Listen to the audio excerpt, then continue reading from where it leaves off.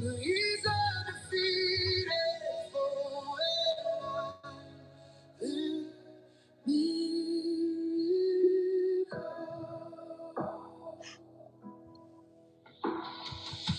I wasn't made of a spirit, a fever of power, love in a sound mind. I'm seed of your kind. I'm a miracle. My father, who is known as a dragon slayer, not of the betrayer, that lion soothsayer. I am the answered prayer. I am the bondage, Lord. How much longer will you hold? The storm at sea doesn't scare me, only pulling up the net. I catch your net where I see you walking, while I hear the Leviathan rocking. But he's undefeated, for when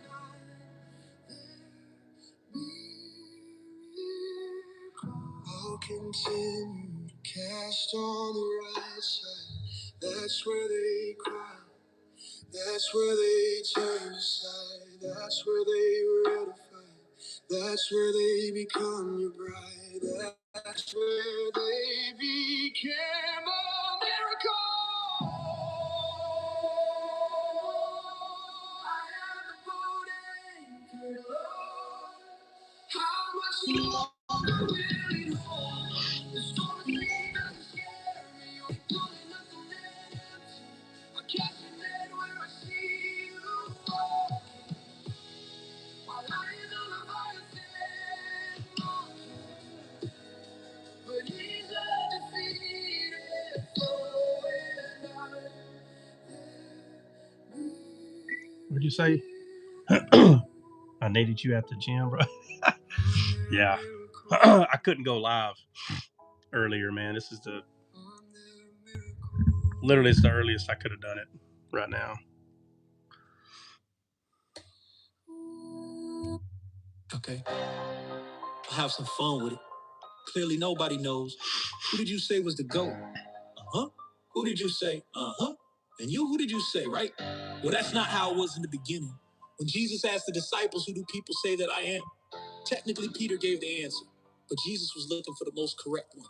If he would have asked me, I would have said, you the GOAT, but you give us a lamb coat. Of course, after you offer your soul and you the entire Godhead, we become part of you. After we break bread, your wisdom opens up scripture. We are spirit, soul, and body, the perfect seven. Everyone's still trying to figure out how we were six and wasn't going to heaven. Finally tell it, but I can't help it. I like to see him squirm. Come on now, who can guess the number 666? Anyone?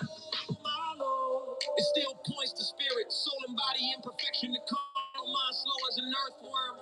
Only the GOAT can teach you this, not Judas' money or his kiss. Only from the GOAT, who created all things, put in position all kings, who stopped the sun from moving when the earth returned. Saw David proving in the desert, kept the Hebrews moving. He's not the GOAT. Okay, let's take a vote. Was he not the tree of life, the opposite of strife? He's Noah's ark, the ark of the covenant, the bread of life, the new wine. We are the branches and he is the vine. Did I already ask to take a vote? That's right. You the GOAT, but you give us a lamb coat. Of course, after you offer your soul and you the entire Godhead, we become part of you. After we break bread, your wisdom opens up scripture. We are spirit, soul, and body. The perfect Molly, what's going on? Hello. What's up, Molly?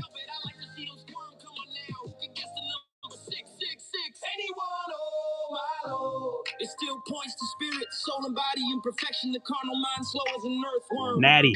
What's up, Natty? What y'all up to? How much more do I have to say? I would like to say more. What are you doing? I'm about to talk about Jesus. What are you doing? That's why you call everyone else the GOAT. Yeah, at work or you what? Love Jesus' words, but you love their quotes. Yep. You need to take that pole out of your eye. Then you can remove the moat. Did you like that quote? Make sure to take some notes, but I know you won't. Instead of a Bible, you got an elf on the shelf.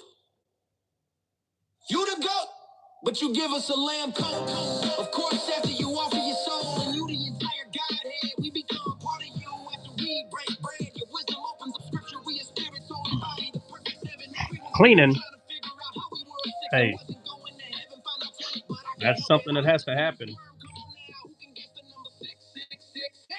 You might as well listen to somebody talk about Jesus while you're doing it. Right now, I'm just playing some music. I'm about to start talking about God here in a little bit. Hold up, let me say this. Who gets men to shut their mouths? Who loves more than any man? Gave his life as the right hand. Who walked the water with big faith? When in trouble, never arrives late. Taught the disciples how to fish. Rose Lazarus from the dead. Open the deaf ears and open blind eyes. Using the Old Testament in disguise. By now you answer. You playing dumb. Your heart is numb. You in this world don't need to have fun. You need the sun. Who's the son? He's the GOAT. He's the GOAT. He's the GOAT. He's the GOAT.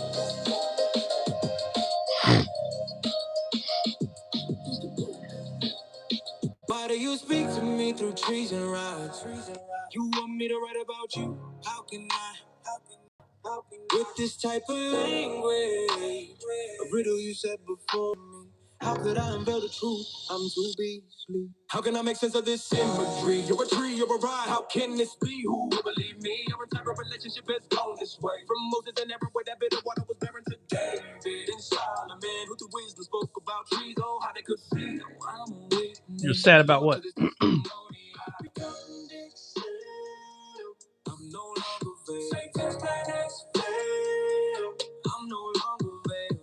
Satan's plan has failed. Black letters on the white pages are like stale cages. One at a time, they got removed the stages. To add a truth, you have to first remove a lie. Pulling one off may make you cry, but you won't die. They got pain from it because they all dry. You and y'all try. Now close your eyes, start to cry. When you feel the first one fly, don't sigh. Say bye. You're welcome, just call me Rabbi. My brother speaks highly of me. You're a tree, you're a rod, how can this be? Who will believe me? Our entire relationship has gone this way. From Moses and everyone with that bit of water was coming to David. Jessica, who's your brother?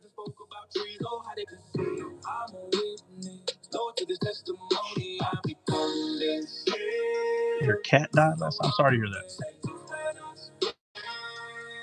I'm no longer veiled. Satan's plan is fair.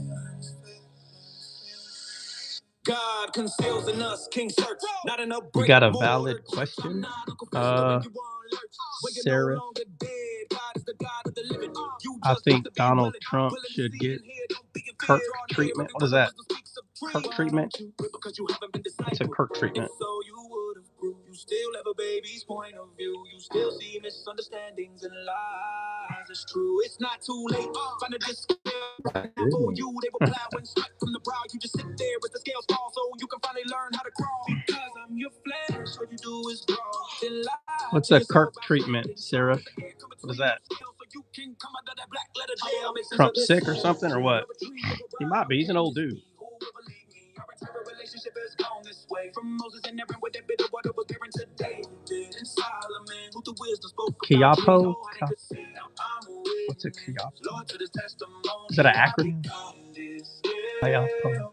I don't know what that. I don't know anything about that. Sarah, like Kiapo. I don't know if he's got a sickness. Cabo. A Kiapo Kaboom. I don't know. I don't know what that is. Is that acronyms or? Because it's the way you see. Facebook. I don't have a Facebook. I don't know.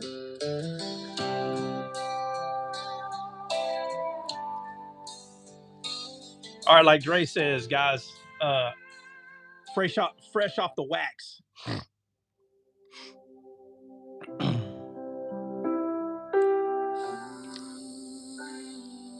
How old do we have to be? Molly, this is an adult channel, Molly. So if you're not an adult, no offense, but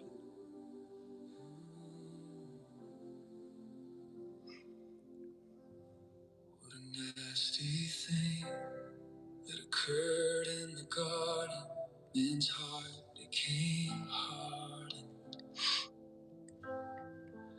So many titles to who you are, all the way down to your scars. The true friend you are, you laid your life down for our heart. Song request. curse was placed upon it. Go to Descaled Music on your favorite music platform. I read your story and ignorance. Oh, how reverence. Each time I read it, I see the betrayal from a friend who chose to be an enemy. If in this fallen world we can see the disgust, that means we can't imagine such lust. Now the serpent has to eat that dust. All we have to do is trust that on the cross that serpent died because of you. Our hearts and men revive. Death not, but you arrived. Death lost its sting when you survived. All this talk of spiritual fruit only possible because you took root. Vanna, I'm new here. Hello. Our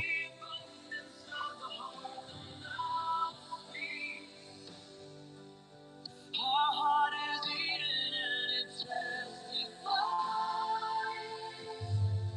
Through your resurrection, Eden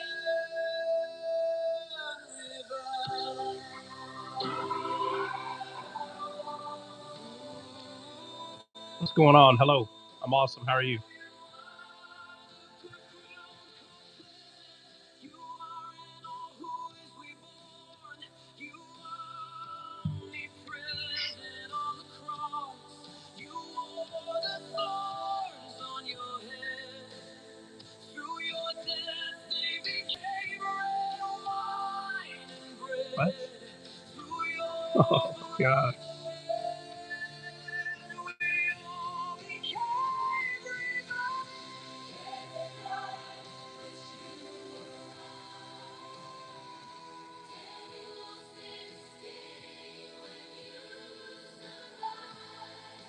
All this talk of spiritual fruit only possible because you took root. I know we don't have any mods, but we got a dog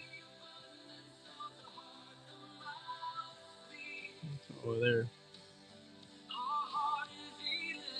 Acting crazy.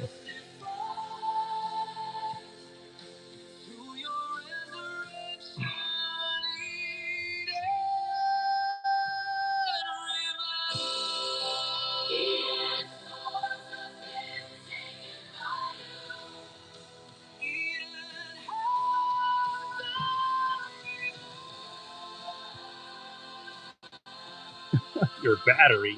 Oh, you don't got a charger or what? You ain't got a charger out there in Florida?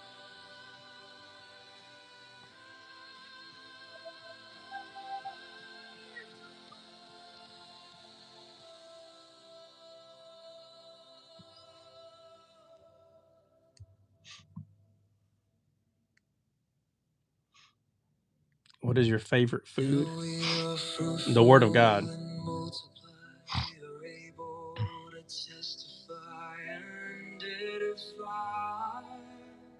I'll flood the earth with this truth.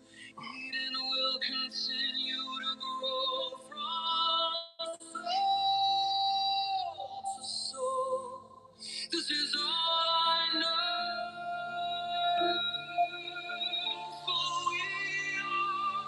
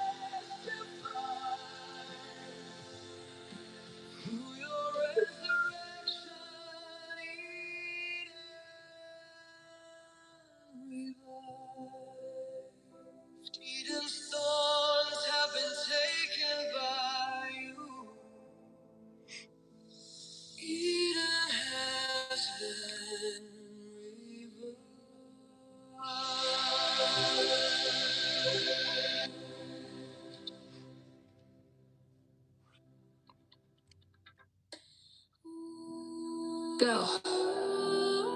Have a baby with her. Her womb is young. This will bring our son. I am with child from the richest man. I'm no longer defiled. This man is blessed of the mighty God. Now I have to get rid of this broad. My son will be born first. He will receive the inheritance. From him will come all kings. Now, how do we get rid of her? I need to think on these things. Oh, I see you looking at me with those coveted eyes. So it's the inheritance you're after. This all started with laughter. Well, the joke is on you. I'll be pregnant too. Then that runting you will be through. Yes, we look at one another from afar, but it will be my son who will be the star. The two mountains that of terror and hate are one of bondage, the other of freedom. Are they equal? Absolutely not. Let freedom ring through the spirit. The flesh does nothing but lie, steals and kills. Enough already. Mount Zion tells me the truth. Lays me next to green pastures. I shall know. It gives to me abundantly. His name is Ishmael, like his name Sarah. I dare you, he's the firstborn through bondage. He will rule because of him. God will walk through the garden while it's cool. Sarah, don't be a fool. I see you both day and night while you drool. Your womb is a dry desert. You will see no seed will enter and become fruitful, none indeed. But you will be allowed to watch my Tenor, grow. who's that? Sit back and watch the show. I've watched you grow for 13 What's your- years. what's your- Finally, a rose will come from his dry ground. Isaac will be his name. I'll watch that smile turn to a frown as your son is dethroned. I must know your name differently, Tenor. Gene, what's up, bro? What's the deal, man? He who was born second one, but we both will be remembered as the two mountains that are Sarah and Hagar. One of bondage, the other of freedom. Are they equal? Absolutely not. Let freedom ring through the spirit. The flesh does nothing but lie. It steals and Oh, okay, I see. already. Mount Zion tells me the truth. Leads me next to green pasture. Mount Zion is what I proclaim. What mountain were you born under? Your pulpit is in front of one or the other, like Sarah said, her son's inheritance will not be shared. You can't put your pulpit in the center and have both. Only one made an oath. He was the only begotten. In order for it to be shared now, it had to be shared then. What is going on, man? What is up at almost 4 o'clock? My time, anyway. Central time. Shalom, shalom. God bless you, brother. What's up? We've been waiting for you since afternoon. Oh, I'm sure. I'm sure you have, man. I mean, some days is just, man, I could be good freaking, a month straight, 2 months straight. But every once in a while, there's just going to be crap that goes down that I got to go take care of. But I thought I had my, there it is.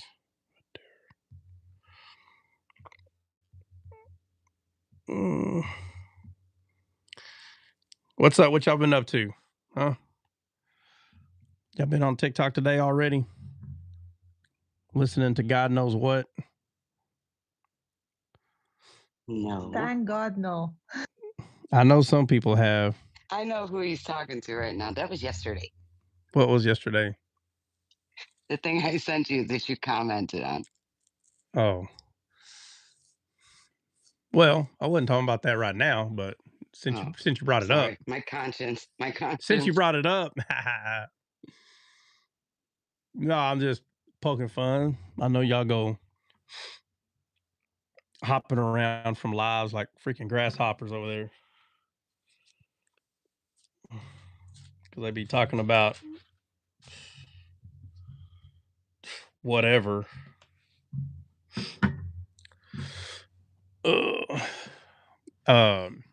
I was listening, or well, I wasn't listening. I noticed somebody was. I noticed somebody was in a certain live, so I went in there for. It couldn't have been but a minute. I don't stay long, and I could not believe what I was hearing. Like, I mean, it's just, it's pretty. Wow, dude. Like, and you know what? Maybe I wasn't long enough You know what I mean? Maybe I wasn't there long enough to determine like what really is being said, but I can kind of tell you like uh what it seemed like. I could tell you what it seemed like was being said. And I'll try my best. It seemed like the person that was talking, because I'm talking about someone that was talking. It seemed like the person that was talking was saying that uh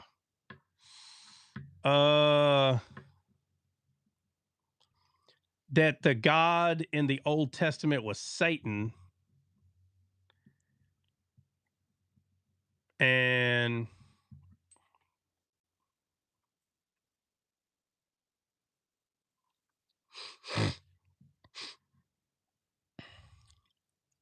let me see.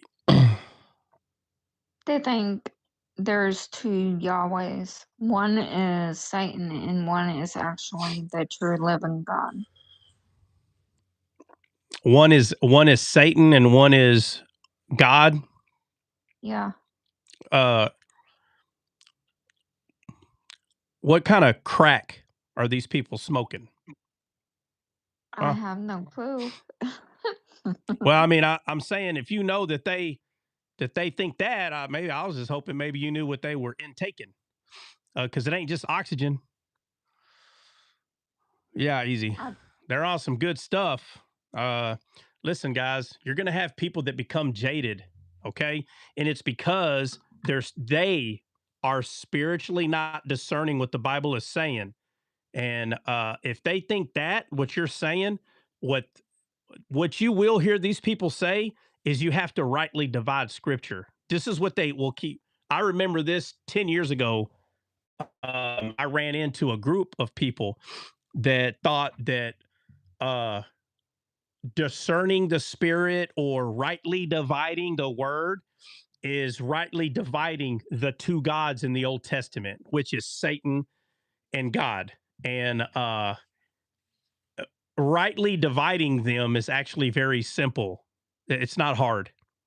It's not hard at all. But what these people are doing is they're taking these extreme events that are taking place in the Bible, and we know it to be, God, and they're saying, oh no, that one's not God. This one is God. See, you have to rightly divide, and it's like, uh, okay, fine, let's do that. Let's rightly divide. And so what they're doing is they're dividing. What they're doing is they're dividing what looks good and what looks bad. And if a God is doing something bad, then that's not God. It has to be Satan. If that God right here is doing something bad, that's bad. And it's like I said, there's a few things I use to refute. Less than 30 seconds. That whole idea refuted. The whole thing. Yeah, there's a few things I could say. One of them is just it's the crusher that I'll bring up, and there's no refuting the thing that I bring up. They can't refute it. No, nobody can, because it's that evidently clear.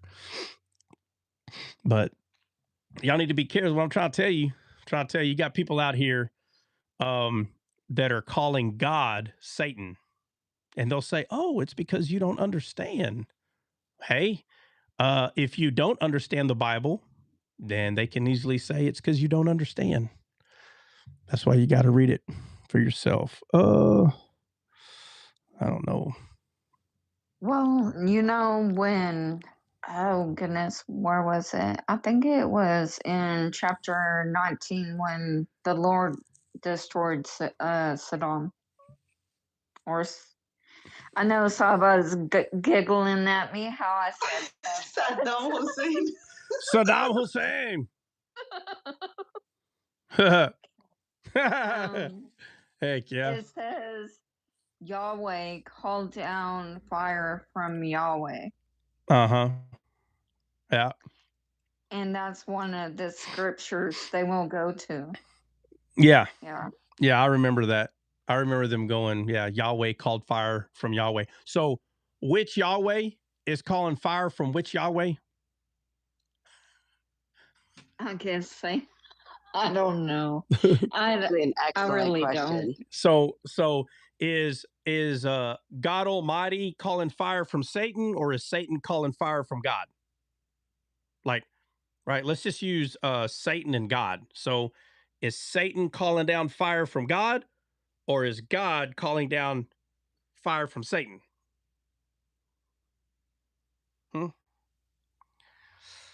So salam alaikum. Malaikum assalam. So whenever you have Oh my God. what? You guys like crack me up every Huh? now and then. What? What are you laughing about? Making fun of the way you pronounce it. Huh? She's making fun of your accent, your way you verbalize that. Like from now and then, you guys, honestly, it's just too much. What? What? Speak your mind, woman. What are you laughing about? I think it's okay. I'm sorry. No, I'm wanting to know what you're laughing about. You're serious. You're talking about God, and all of a sudden, you're salam alaikum. Oh, somebody on YouTube said salam alaikum. So I said alaikum assalam. What's the issue? What? I don't get it. They said, hello. I said hello back. They probably don't speak English. Oh, you think I just said it out of nowhere, Saba, or what? No, I knew that you're reading comments. Oh, okay. Oh, okay. Well, I was gonna get why you're laughing. Like, I just busted out and said it.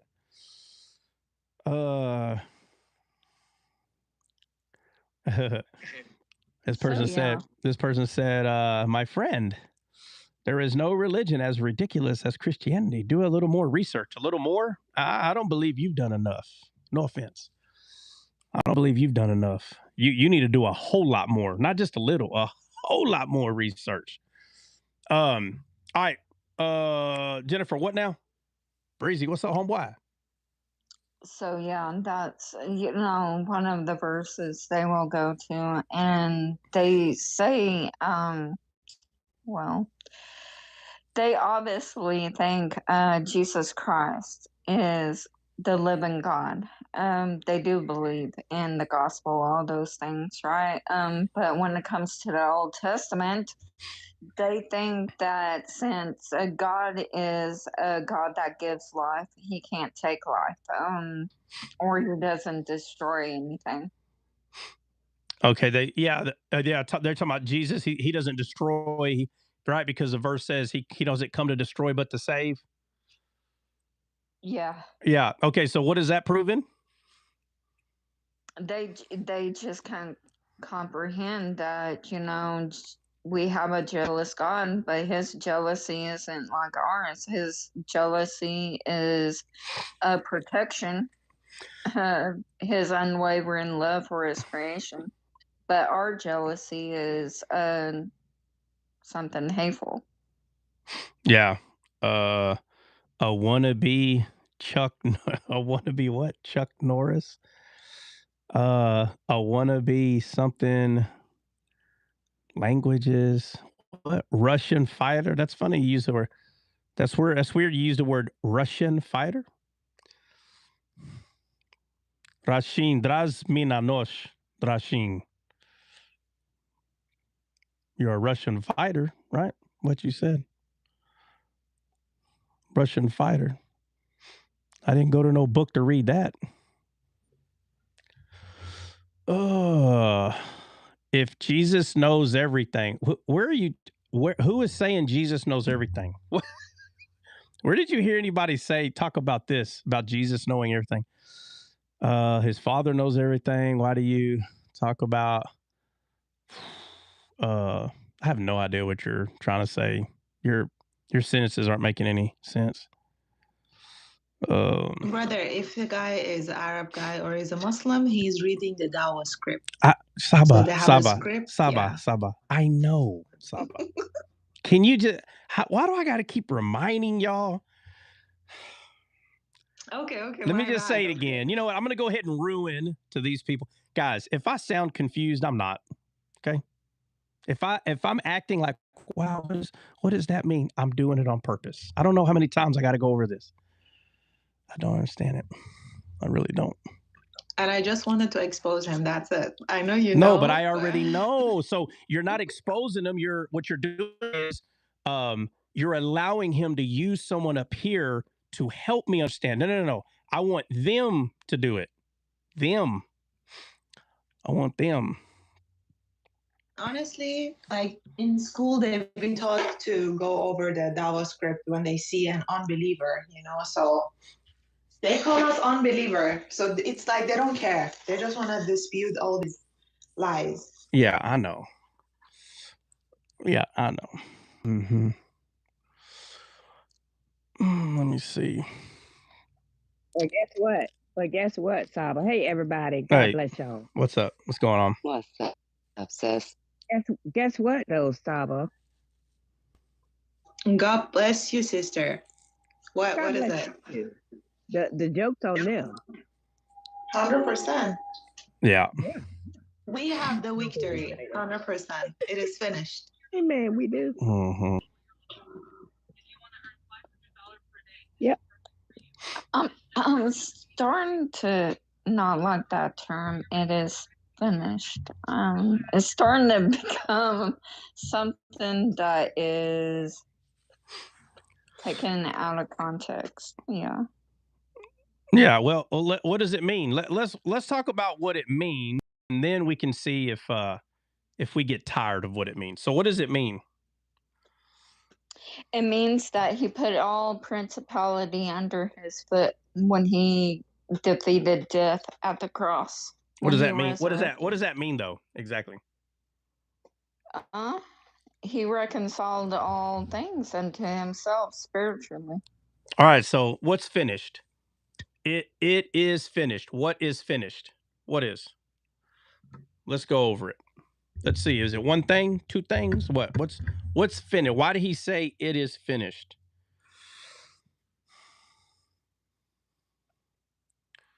Let's do that. Matter of fact, that's what we're going to talk about today. Why did Jesus say it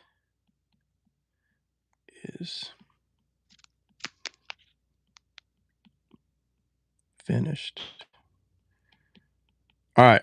So once we go over the phrase "it is finished," then maybe we won't be tired of people saying it. So let's go over. All right. So why did he say it? What's the reason? Or better yet, Jennifer, who is taking it out of context? Like, how are you hearing people say? The 70 AD people that. Oh Lord, what are they? Okay, let me write that down. 70 AD. All right, what is 70 AD saying? They're saying it was finished in 70 AD. Yeah, when the temple was destroyed by Nero. Yeah. Mm-hmm. All right, so let's talk about that. So, let me see. All right, better yet. So if they say that it is finished, happened in 70 AD, what are they claiming is finished? They say that we have the new earth and new heavens completely, like the fulfillment, and also the fulfillment of the Gentile that's mentioned in Romans 11. Mm-hmm. All right. So, from what I remember is, what are they supposed to be? Like if you ask a 70 AD or like, hey, so what are we supposed to do now? And they say like, well, live life. They don't think it's necessary for people to speak the gospel. The gospel pretty much ran its course. Yeah, the gospel. Hey, listen to this. So we don't make disciples anymore? Yeah, pretty much. No, yeah, we do, or no, we don't. No. Right. Right. So watch this. They're saying that the end of the Gentiles already came. True. Yeah, that's what they're saying. Right. So we don't make disciples anymore. That alone crushes that whole theology. That alone. We don't make disciples anymore. That alone crushes it.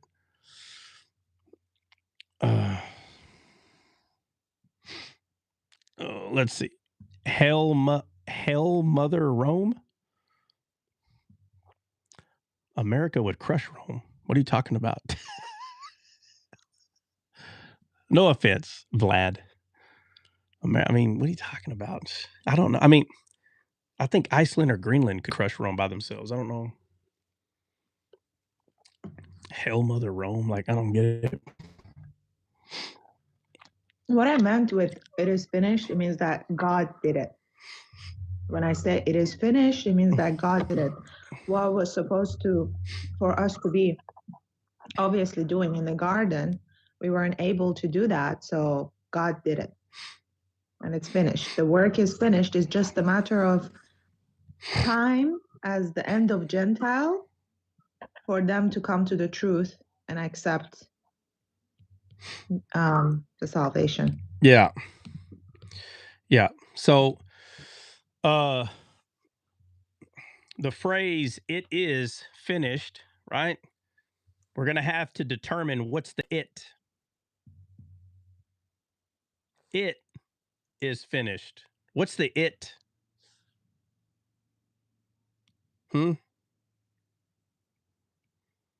Is he talking about the work?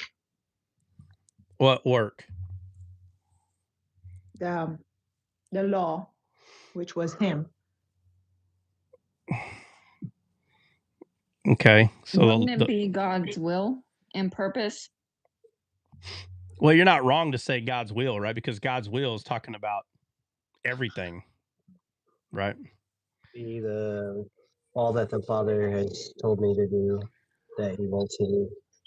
Yeah. So yeah, you can say the purpose of Christ coming, right?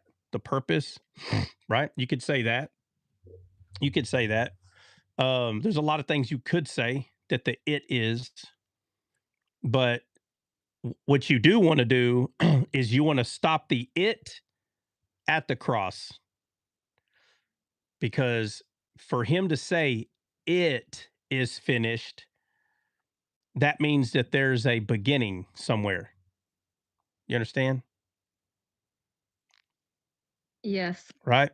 So it is finished is everything that was promised that is supposed to happen, that is going to get accomplished based on the Messiah being crucified on the cross.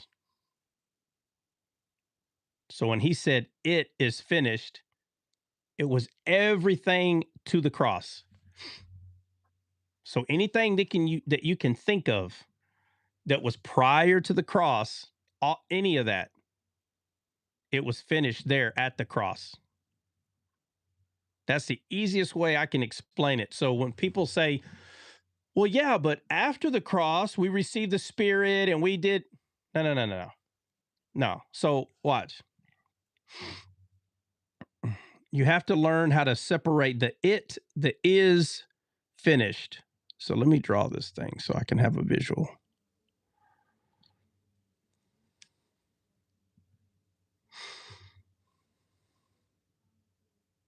So then, could you also say like the New or the Old Testament? Do what? The Old Testament. Since the New Testament is the beginning. Yeah. So in order to understand, like it is finished, in order to understand what that's talking about, you have to understand the Bible in its entirety. So you do have to understand, right? So in the very beginning, you have Adam. Okay. And what was God trying to do with Adam? Multiply his people. Multiply his people. Well, let's be a little more specific. What was Adam's job What was he supposed to do? To keep the garden. Right. To keep the garden. And what is the garden? Well, spiritually looking at it, it's the heart of God. Right. It's God's heart. So what is Adam supposed to be doing? He's supposed to be planting seeds. Right. For the purpose of what? For the purpose of discipling. Well, that's true. That's true. Being fruitful and multiplying. Well, yeah. Okay. But let's use the words that are used in the garden. So don't try your hardest not to use words outside of the garden. So what's Adam's job supposed to be? Keep the garden. Okay, we already went over that. Which is what? Well, I'm thinking of God's heart, and it's pretty perfect. So it's hard for me to picture what he would need to do. Yeah, it is hard to picture, but something has to happen. To choose God, to choose life, Huh? to remain, to choose life. Yeah, to choose. To remain. Yeah, to choose life. That's true. To choose life. Okay, now what? So Adam chooses life, and then now what? What's he supposed to do now? Seek diligently. I better not have to say it. Okay, Danette says be fruitful, multiply. That's true, but what is that? I know he told him to subdue the earth. Okay, here we go.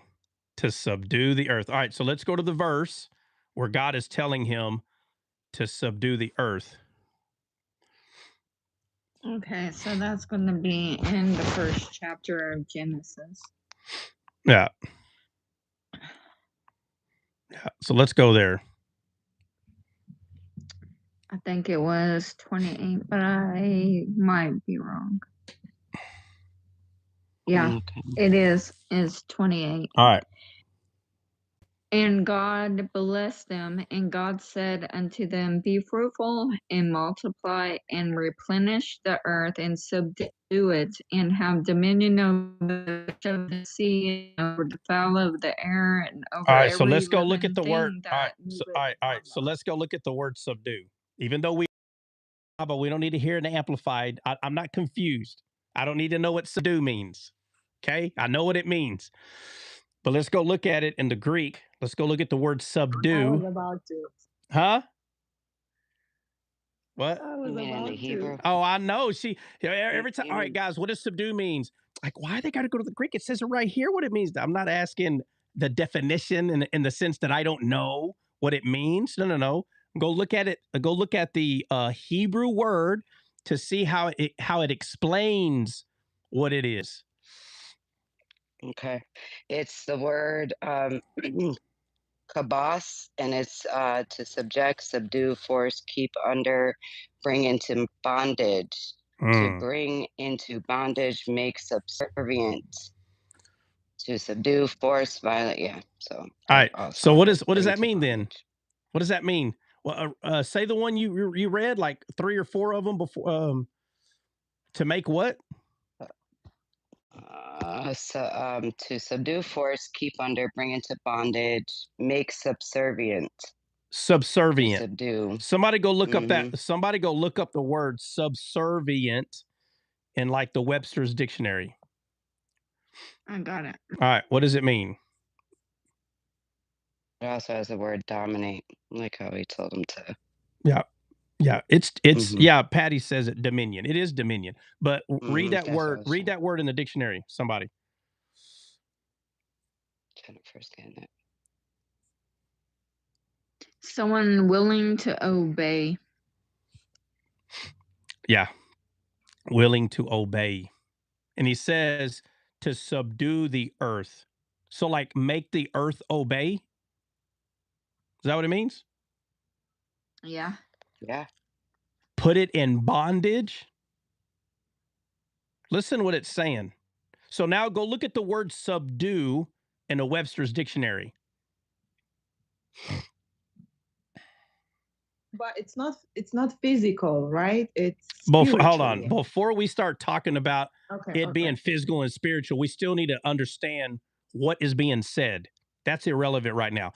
We just need to know, what is it saying? What is it saying? It says to overcome, quiet, or take control of.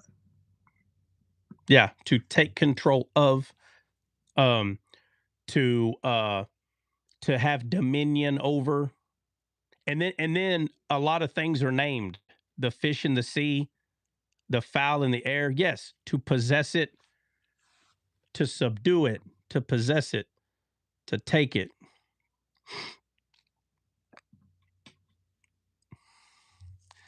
All right, keep reading, Jennifer. Okay, so Genesis chapter 1:29. And God said, Behold, I have given you every herb bearing seed, which is upon the face of the earth, and every tree in which is the fruit of a tree yielding seed. To you it shall be for meat, and to every beast of the earth, and to every fowl of the air, and to everything that creepeth upon the earth, wherein there is life, I have given every green herb for meat, and it was so. Continue. Yeah, so it's very clear that he's supposed to have dominion over it, right? Which Lloyd put authority, which is true. We're supposed to have authority over it. So let's just make it real simple.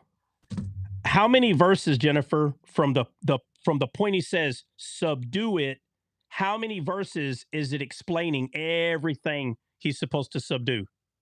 What verse does it start? 26, 7, 8, somewhere right there? It started at, well, if you want to add the image and likeness. No. Just no. Listen. Where he said subdue, from there.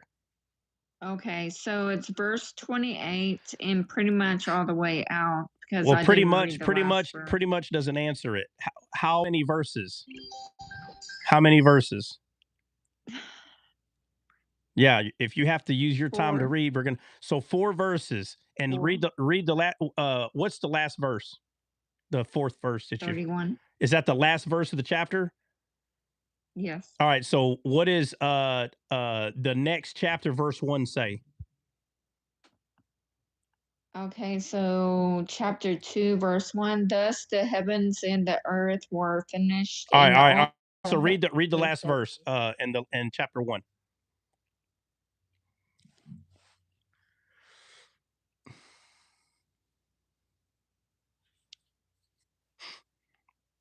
And God saw everything that he had made, and behold, it was very good. And the evening and the morning were the 6th day. All right, so it's not 4 chapters.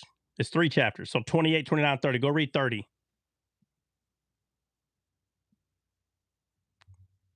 You mean verses? Yeah. Yeah, 30. Yeah, Okay. verse 30. Yeah.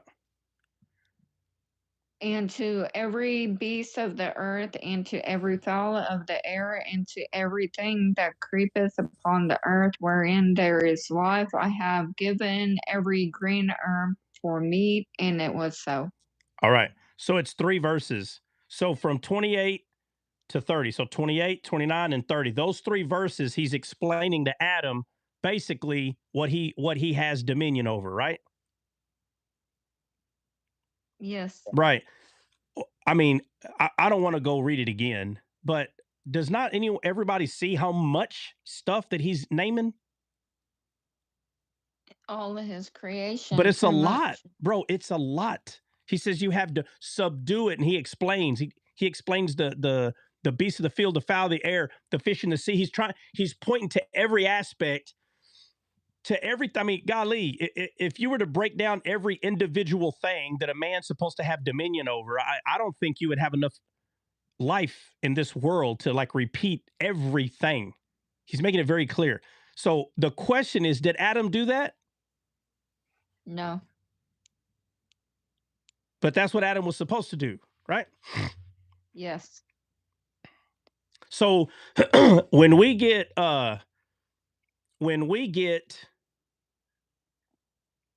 distracted, right? Okay, after the fall, okay, then you got Cain and Abel. Now we got all these stories about these people, right?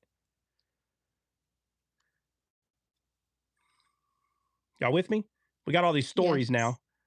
So we get distracted by all these stories. Does that change anything that God told Adam to do? No. It changes nothing. Everybody gets so distracted. Unknown caller. Everybody gets so distracted by all these stories. Like if, I don't know, for some reason, like people forgot that what God told Adam he needed to do.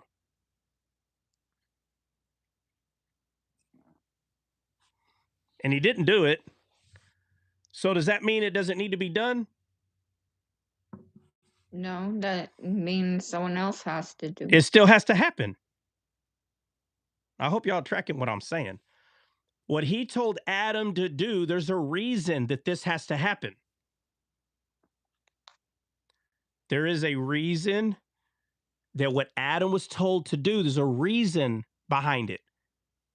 So the way God is, he doesn't just burn everything like, oh, well, it didn't work out, so now we got to deal with this. No. His will was what we just read. That's his will for Adam to subdue the earth. Let me ask you, was the earth fallen? Was the earth in the fallen state when he told Adam subdue it? The earth was not in a fallen state when he told Adam to subdue it. It was not in a fallen state. So the earth that we're living in right now, okay?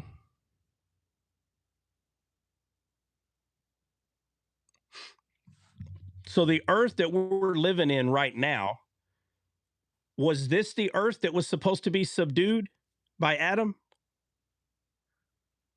No. No. Mm-mm. So I'll just make the statement. So the job that he gave Adam in the garden, now all these stories are, now we have David, we have all these stories. But all this stuff was happening so Adam could have dominion over the earth again. You understand? All these stories. Now I'm calling it a distraction, but I'm calling it a somebody just put in in YouTube, love you, Dad. Love you too, son. I don't know. Or daughter or what. Oh man. Just didn't what people are funny, man. Okay, so there was no it was like God you see like what Adam was supposed to do was postponed. I'll just put it that way. It was postponed. Okay? Now all this stuff is happening. All the stuff that that we see. David, Abraham, Moses, Egypt, the plagues, right? The bitter water made sweet, Mary having a baby. All this stuff is happening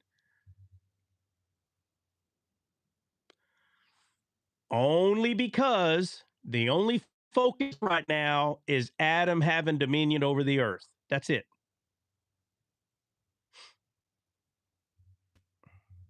That's it. That's it. What other reason was all this stuff happening? Somebody, what was the whole purpose of all these people here in the Bible that led Jesus on the cross? What was the whole purpose of all that? To reconciliation, to be reconciled back to God, where we were in the garden. Well, that's true, but I'm going further than that. Okay, further. Not. So we can have a not. new heart. Well, yeah, I'm going further than that. Okay, I'm going way over here. I'm talking about the reason that Jesus said it is finished. The reason. The love. For God so Of loved course, the world. of course. But again, I, I'm talking about way over here, way over there. Oh my God, brother, you are there. We are not there. Nah, you get there. You get there. All that stuff y'all are saying is true, though. All that stuff you're saying is true, but it was because God told Adam to have dominion over the world, the earth. That's why. Because he made the world his footstool. No, I know, but I'm going over it and again and again. You need to Okay. understand what I'm saying. So that further was Adam having dominion. All of it was so Adam can have dominion. So all the little Amen. stories that we know, all the little stories, and then even coming to us to reconcile us to him, and all these pretty little things, all of it was because Adam was told to have dominion, and we're getting back to that now. You understand? Yeah. You know what it reminds me? It's like, as above, so below. As the beginning, so the end. It just keeps going back and forth. Yeah. It's like whatever happened in the beginning, it's just happening at the end. And then what happened at the end, it happened in the beginning. Right. Like that. Right. Yeah. But he said it is finished, and he's talking about Adam having dominion over the world. So all this stuff that we see was just so Adam can have dominion over the world, the earth.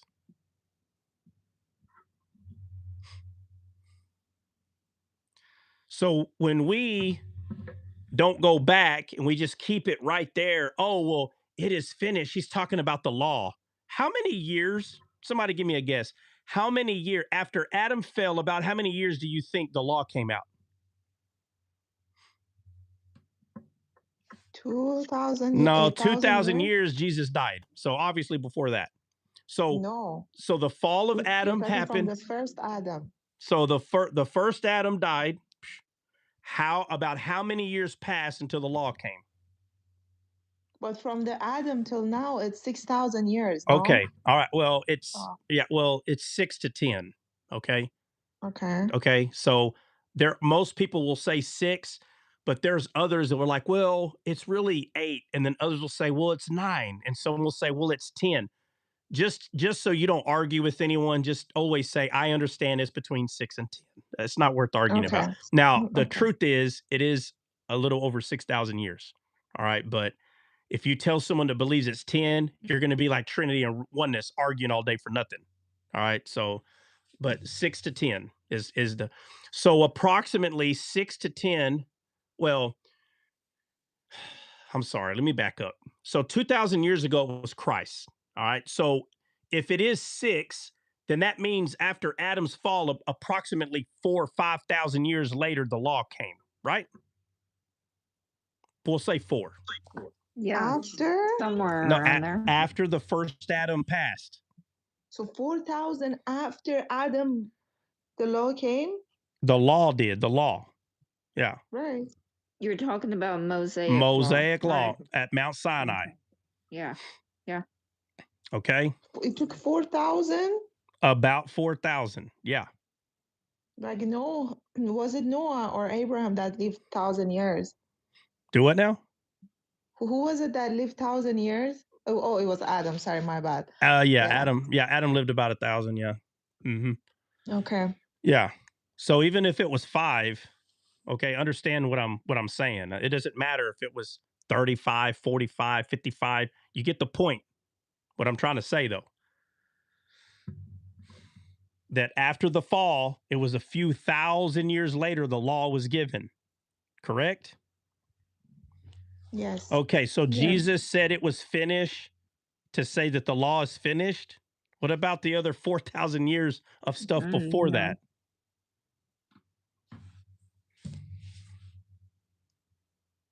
That was really good. Okay, so Oh, he didn't goodness. just get on the cross and say, "It is Oh. finished," and he's talking about the law.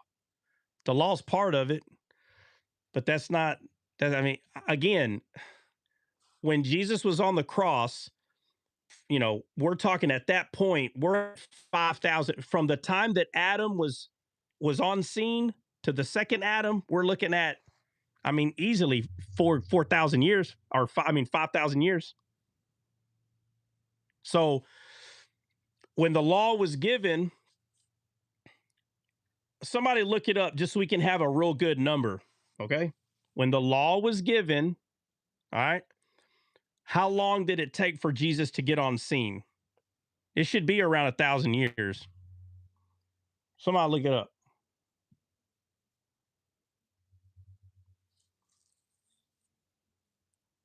I don't know why I got 1,000 in my head. No, nobody. I don't either. I thought it was like 630 something. I don't know. It was no. It's oh no. It's 1,000. I mean, it could be 1,200. You know what I mean? But I'm saying it's around 1,000. Because look, from Egypt to Mount Sinai, or I'm sorry, from Abraham to Mount Sinai, that's like 600 years. Yeah, that's what I was thinking about. Yeah. So when the law was given to Mount Sinai, 600 years. So when Jesus got here, it's like 1,000 or 1,200 or something. Somebody look it up. Nobody can find it. Man, why do I always got to do it? I don't think it's right. It says 430 years after the law was made, Christ was. Okay, so you're saying around 500 years? No. That's what Google says. I got roughly 1,500 years.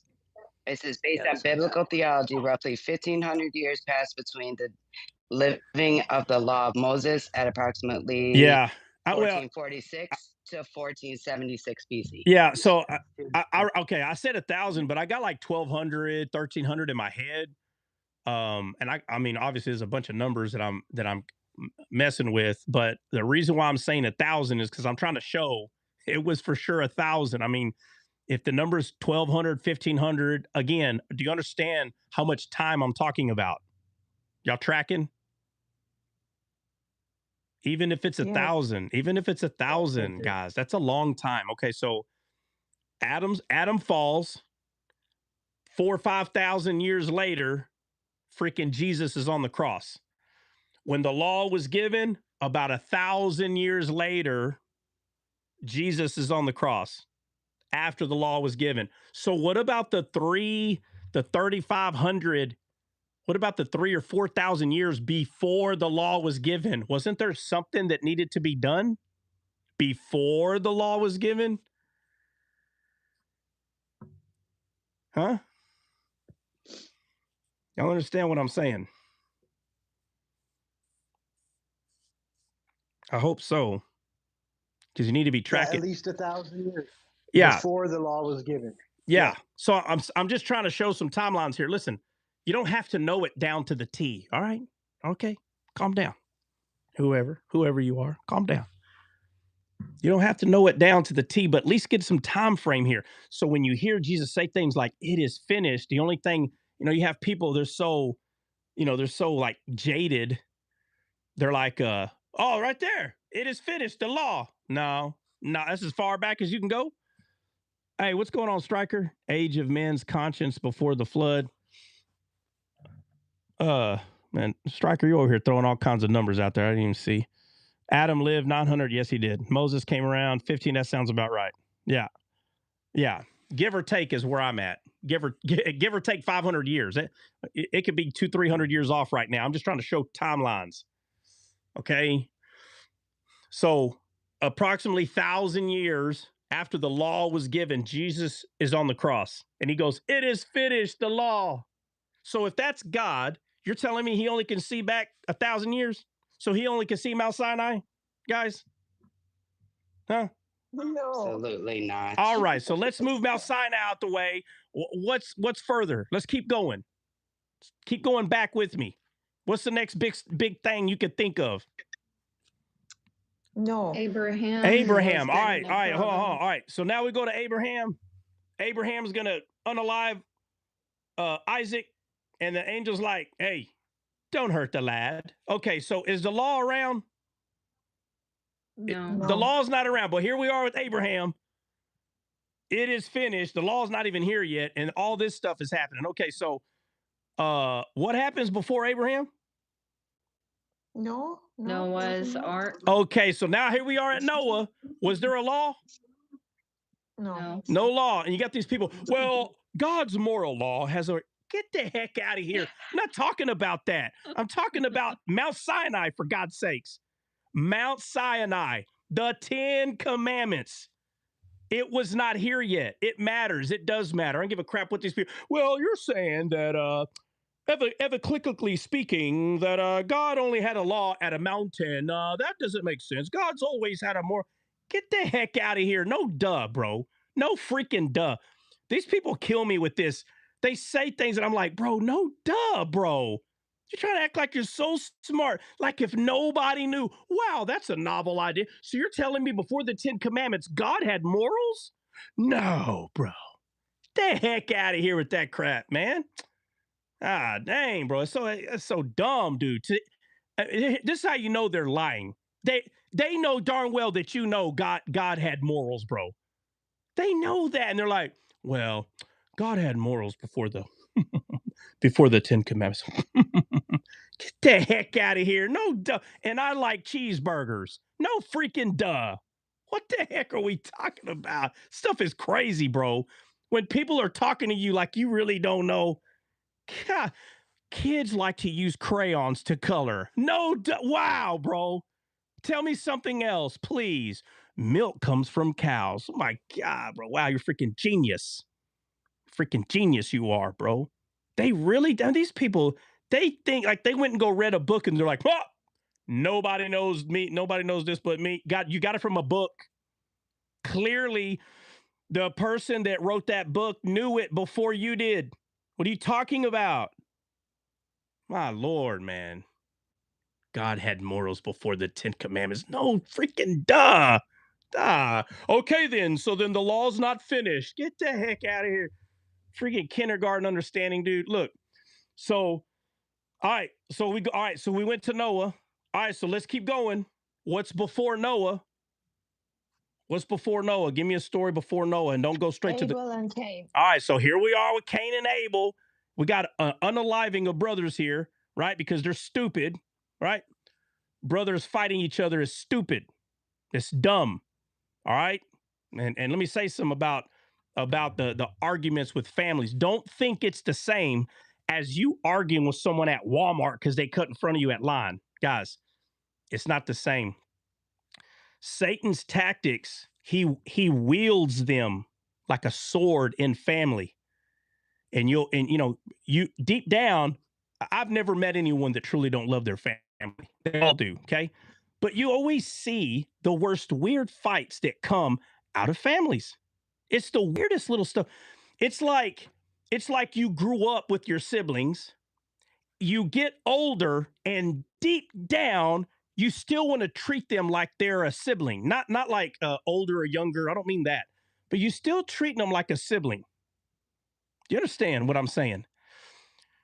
And I'm gonna tell you something, and this is a fact. God has big time grace for sibling rivals and fight. Big time, big time. He 100% understands that is not the same thing than like having an argument with the stranger. It's not the same.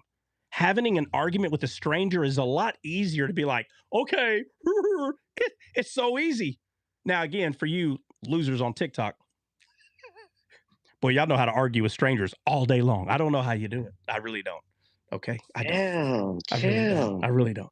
No. But seriously, on a real note. So, like, but you understand what I'm saying? Like, you don't take it to heart when it's just a stranger. You don't take it to heart. It's like, yeah, whatever, loser. Bye. You probably never see the person again. But family, guess what? You get to see them again. So if you argue with them again, guess what? You get to see them again and again. And if you just push all your family away, what do you think you're going to do to strangers? Are you going to embrace them or push them away? Push them away. You're going to push Yeah. them away. If you push your own family away, you'll push everybody away. Now, nobody matters. So, as soon as you can, you better put a stop to that little bitty butterfly snake that's just woven itself in your family. You better put it to rest as soon as you can, because that one is more disgusting than any other one.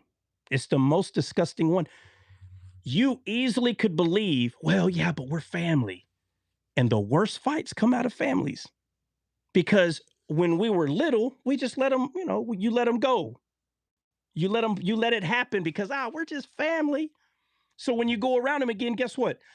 It's easy to love them. Why? We're family. But what ends up happening is, and I'm telling you, you could be so intimate with God, but it will be family that will get you out of your character. And it's not even them. Their intention is not to get you out of character. It's just y'all's behavior since y'all was little. Y'all are still doing the same thing. Do you understand? I hope you understand what I'm trying to tell you. 100%. Okay, so listen, what I'm telling you is so true. Your intimacy with God can be as perfect as any other person. But as soon as family comes around, y'all hop right back into y'all's little character. You understand? You hop right back. Whatever the character is, y'all become that sibling character. But now you're adults. You understand? And it's like, it's okay. It's safe. It's not safe. I'm telling you, it is not safe. And if you don't cut that freaking cord, and I'm not talking about the family member off, it's not what I'm talking about. I'm talking about this little bitty butterfly snake that from the time you were born, from your parents, from their parents, this freaking second scarlet thread, there's two of everything, right? There's one that's resembling the death of Christ, and there's one resembling the death of the flesh. But it's been revived through your stinking thinking. And so this little bitty butterfly is so small, it's microscopic. It's woven its freaking labyrinth of craziness around you, your brother, your sister, your aunt, your uncle, whoever. But it's family. And you have never been this intimate with God, ever. Wow, but how funny. Your family comes around and y'all all hop back into character. Understand what I'm trying to say about this character. Like, him or her, she's the funny one in the family. Him or she, they're the responsible one. This one is the have two left feet. This one is, listen, it was fun when you were kids. But if you don't hurry up and cut that crap off, I'm telling you, it will cause a lot of remorse because you're not recognizing it as soon as you're supposed to. Again, it's not your fault. Okay, we all understand this. You don't go these kind of things like regarding family. The worst thing you do is blame yourself. No. You don't blame yourself. You need to hurry up and come into agreement that you can see it, though. You understand? And as soon as you can see it, right? Because at first you can't see it. It's invisible and it's woven. It's woven everywhere. It's woven everywhere. But as soon as you can see, though, that little butterfly, and what's crazy is that wovenness started right after the fall of Adam.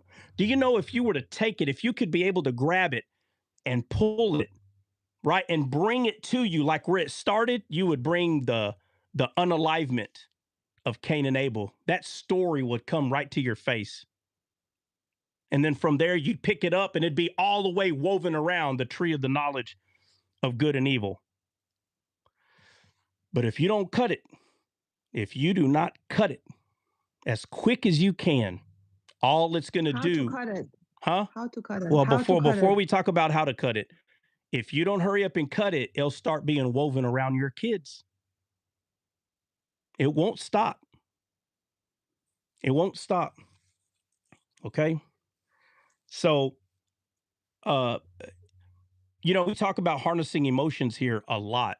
Listen to what I'm telling you. This thing is not woven between you and some stranger at Walmart.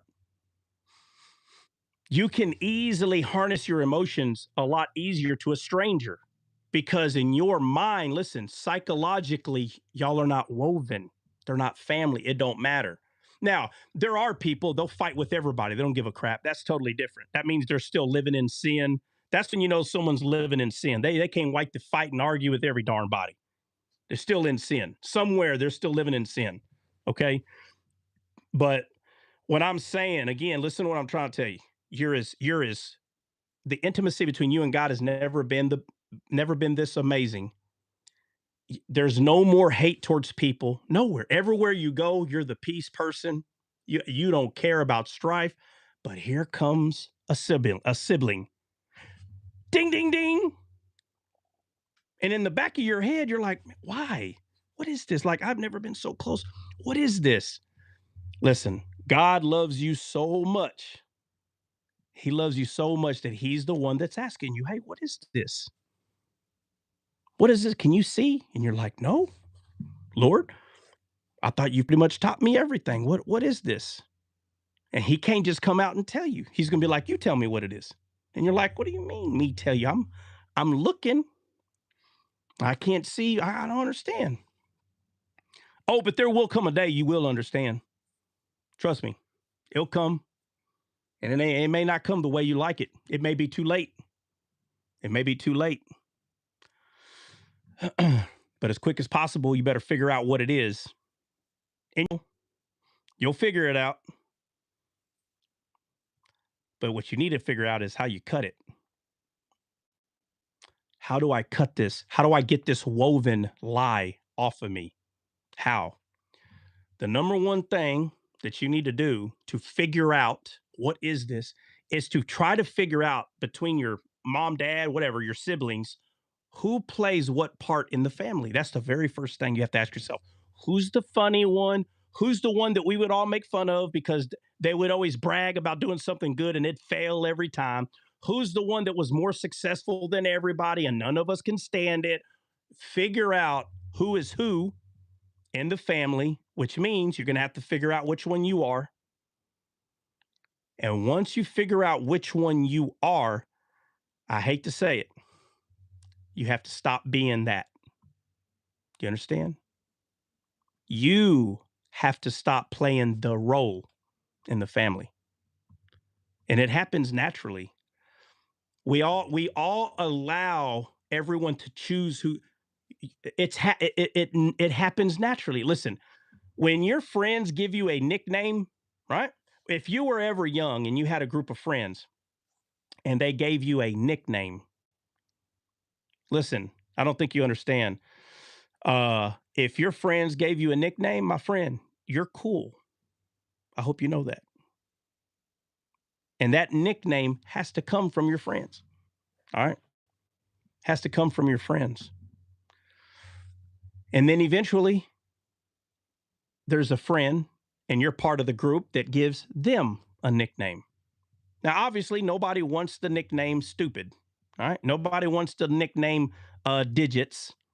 And they're like, why does everybody call you digit? Well, when I was in Iraq, we got in a firefight and all my fingers got blown off except for this one. So they call me digits. Nobody wants to be called digits. But what does it matter? What does it matter? It was your friends. You understand?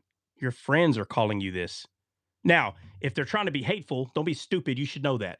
But when they really are your friends, it doesn't matter what the nickname is. You understand? That don't matter. The nickname doesn't matter. The fact that they all came together and came into agreement. Hey, what's up, digits? That's what matters. The fact that they did that. But I'm talking about brotherhood of war.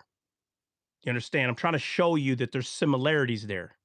Well, in the same way, when you're young, you have a stupid brother or sister, you have the smart one, you got the goofy one, you got the no good for nothing one. But all these nicknames were because y'all were kids and everybody could see right now this is where you are. Right now. Okay? But now that you're an adult, you're not that in the family anymore. You're not.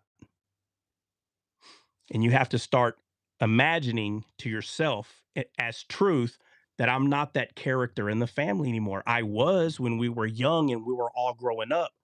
But now that we're adults, those roles do not matter. No, they don't. They do not matter. And so, whatever role that you played, you have to remove it.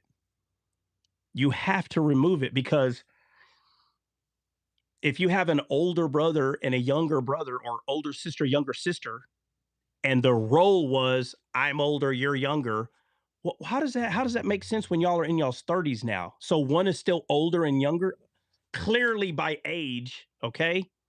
Clearly by age, but I'm saying not by position though in the house. That's over with. Now y'all are two adults. And if you cannot see the other one as an adult, and you still allow this psychological thing that occurred when you were younger to still play out, there could be some issues. So, how do you cut the little woven thing that's around you, your brother? How do you cut it? Is to quickly find out, what role was I growing up? And whenever your brother or sister talk to you in that role, you need to figure out how to get that role out of their head. And you don't get it out of their head by sitting them down and explaining what I'm explaining. So let me tell you. So remember when we were little, we had these roles? Oh my God. Listen, that's not. You have to remove yourself from there. You you have to remove that. If they see you as the stupid one, do not acknowledge when when they're still doing the you're the stupid one in the family. Don't acknowledge it. Don't laugh. Don't. You can't do it. If you're the smart one and everyone looks up to you and all this, when you're around your siblings, don't let them see you as the smart one and everyone looks up. Don't do it. Don't do it. All right. Now, pride will keep you in that role. Now, if you don't see it though, let me make this clear. If you don't see it as a role, then it's not pride. It's just you're ignorant. You're not understanding, why is there issues here? Right? You can go work for a company, no problem. You can go run a whole business, no problem with anybody. You can put yourself under management somewhere, no problem. But as soon as you get around your siblings, for God love have mercy, how is there always an issue? I'm trying to tell you, this is what it is. Y'all are still role playing. You can't. You can't do it.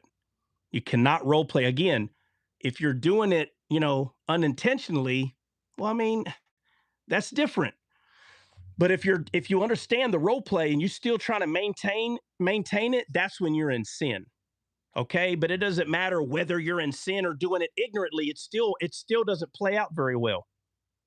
You understand? So find out what your role is and remove yourself from that role. Right? And I'm telling you, I have a family member. They're a lot younger to me, but um, I've noticed that when I say a lot younger, I mean like 10, 12, 15, maybe 15 years.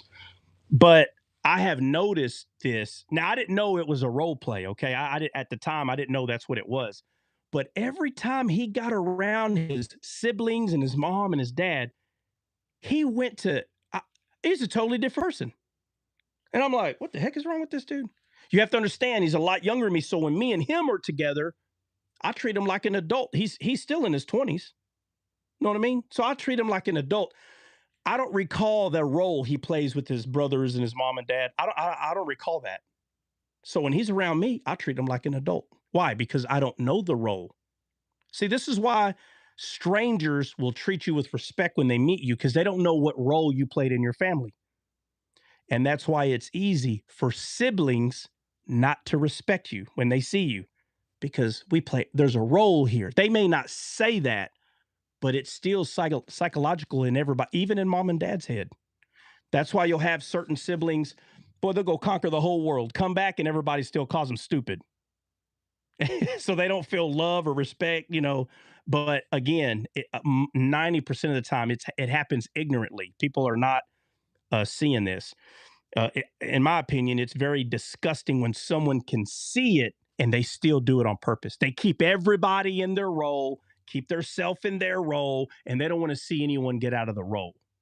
And I'm talking about they understand the role thing, but they keep it that way. That is some Cleopatra. It's very disgusting, right?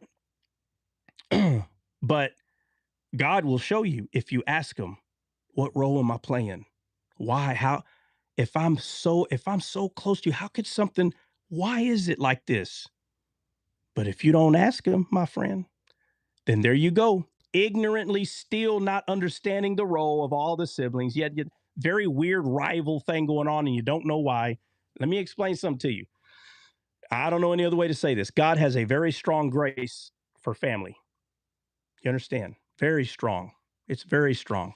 He does not treat that the same as you going out and just being mean to somebody. He does not treat it the same. Not even a little bit, because you grew up with this person.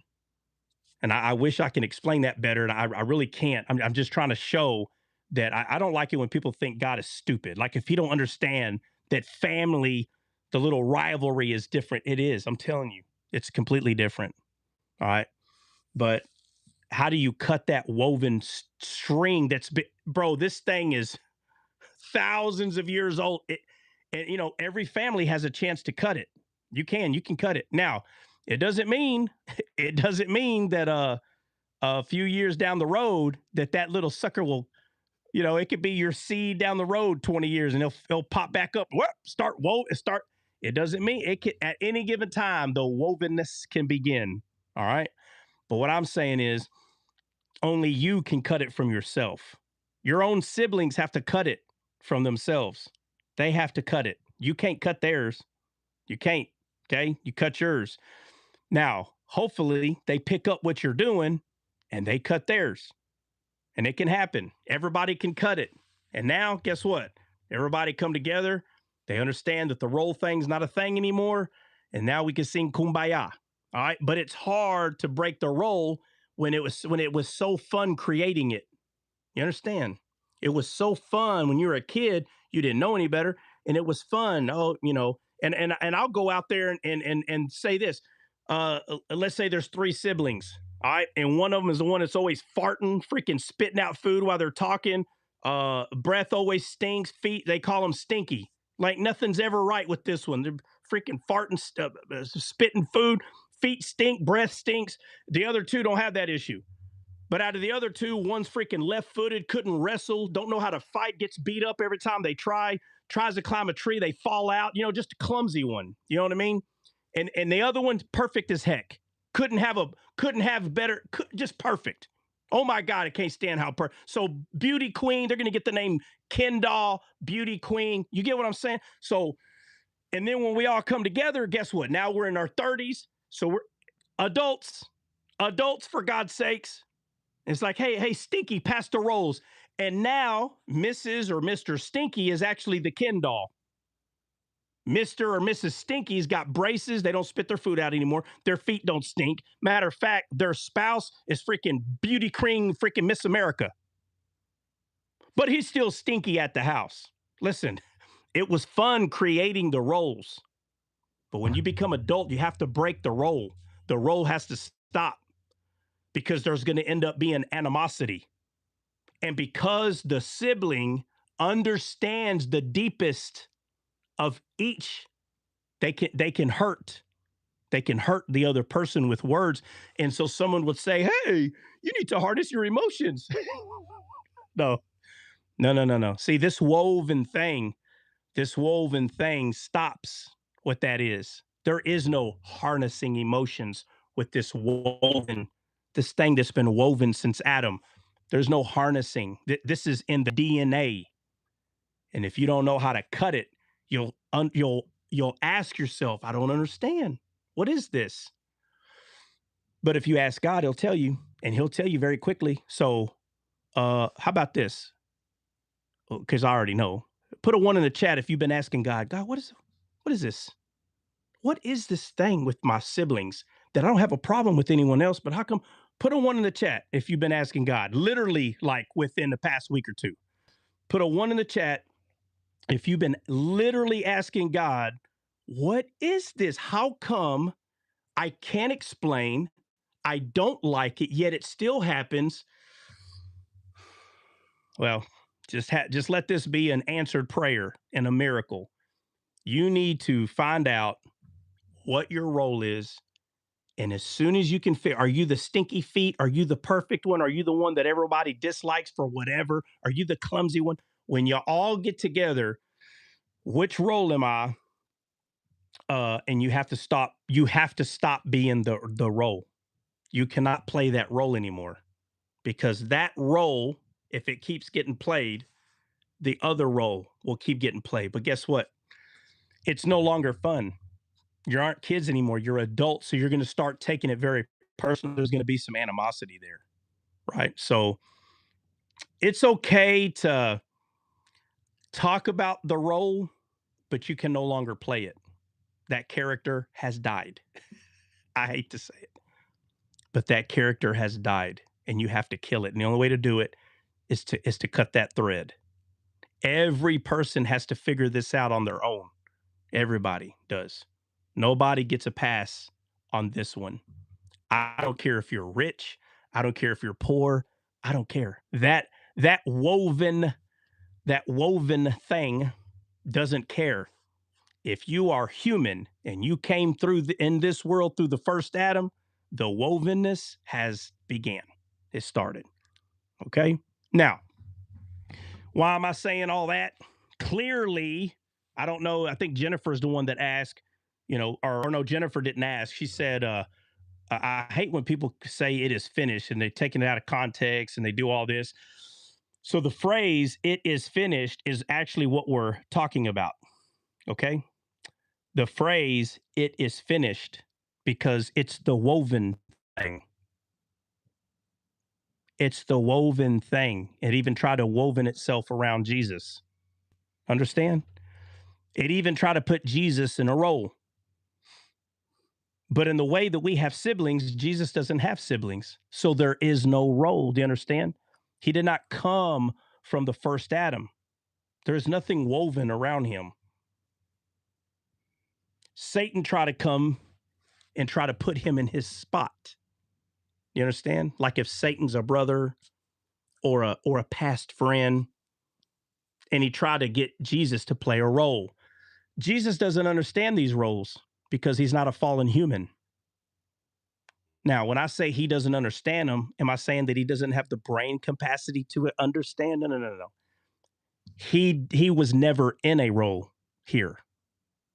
The only role that he played was the one that actually came from heaven and is here to start the cutting of this wovenness. So when he said it is finished, I'm talking about from the first Adam all the way to him. He cut it. He did. It was cut. You understand? So everybody in the world didn't have this very weird sibling role with everybody. Now it's just between family. So we can go meet strangers and we don't automatically have a hate or a disagreement or unless you're just living in sin, then that's different. So in heaven, this role thing doesn't exist. It doesn't exist.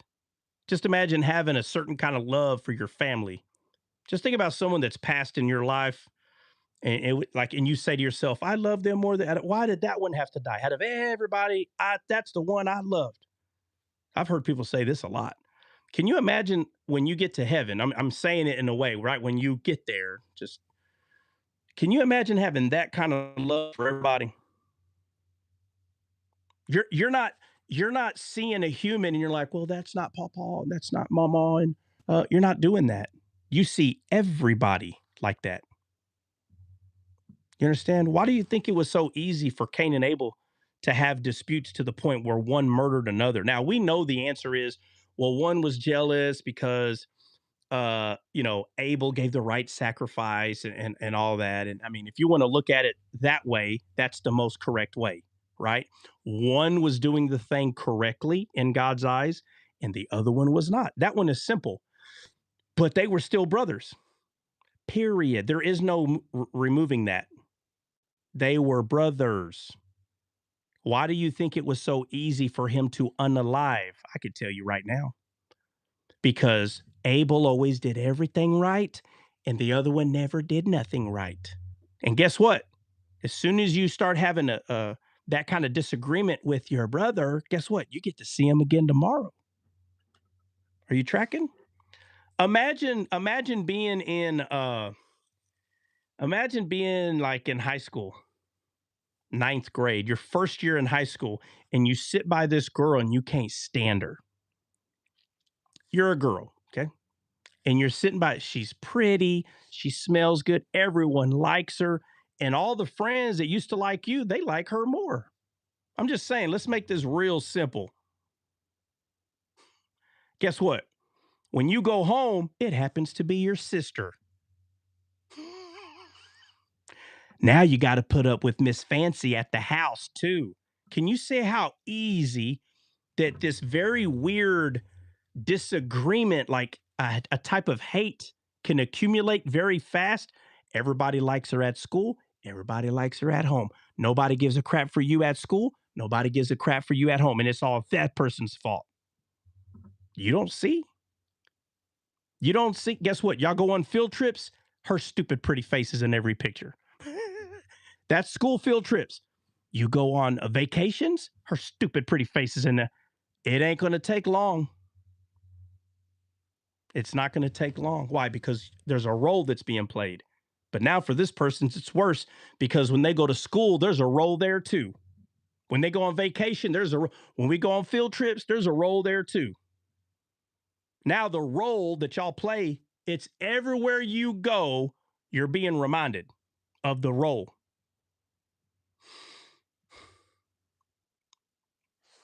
Cain and Abel lived in the same tent for a long time.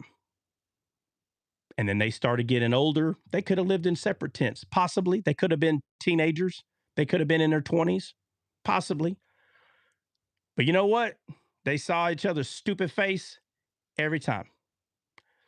Ever since, and I'll use me and my younger brother. I don't know how it started. I can't. If I think hard enough, I could probably ask him. He could tell me. But ever since we were little, it didn't matter what the issue was. And we could have just argued about the last stupid piece of bologna for whatever the heck it was. But when it was said and done, the first words out of my mouth was big old head. And he'd say, ugly face, and walk away. That was our thing, to let each other know, all right, my bad. You understand? But we don't live in the house anymore. Those roles should not be played anymore. They shouldn't be played. Both adults, both doing our thing. The Lucky Charms had not enough milk. Yeah, that's right. You drank more. You put too much milk in your bowl. Oh, my bad. Let me put some of yours. No, bro. Absolutely. Right. But what I'm saying is when the adulthood thing happens, if you're not careful, it's fun, right? Those roles were fun. But you cannot play that role no more. You can't do it, man. It's hard to break at first, but if you understand what I'm saying, you have to cut your role. You can't tell the other one to cut theirs. That's their conscience. You can't.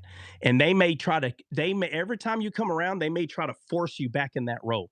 Well, what I was going to tell you about my family member that's in their 20s, they get around their family, and I don't know I don't understand this.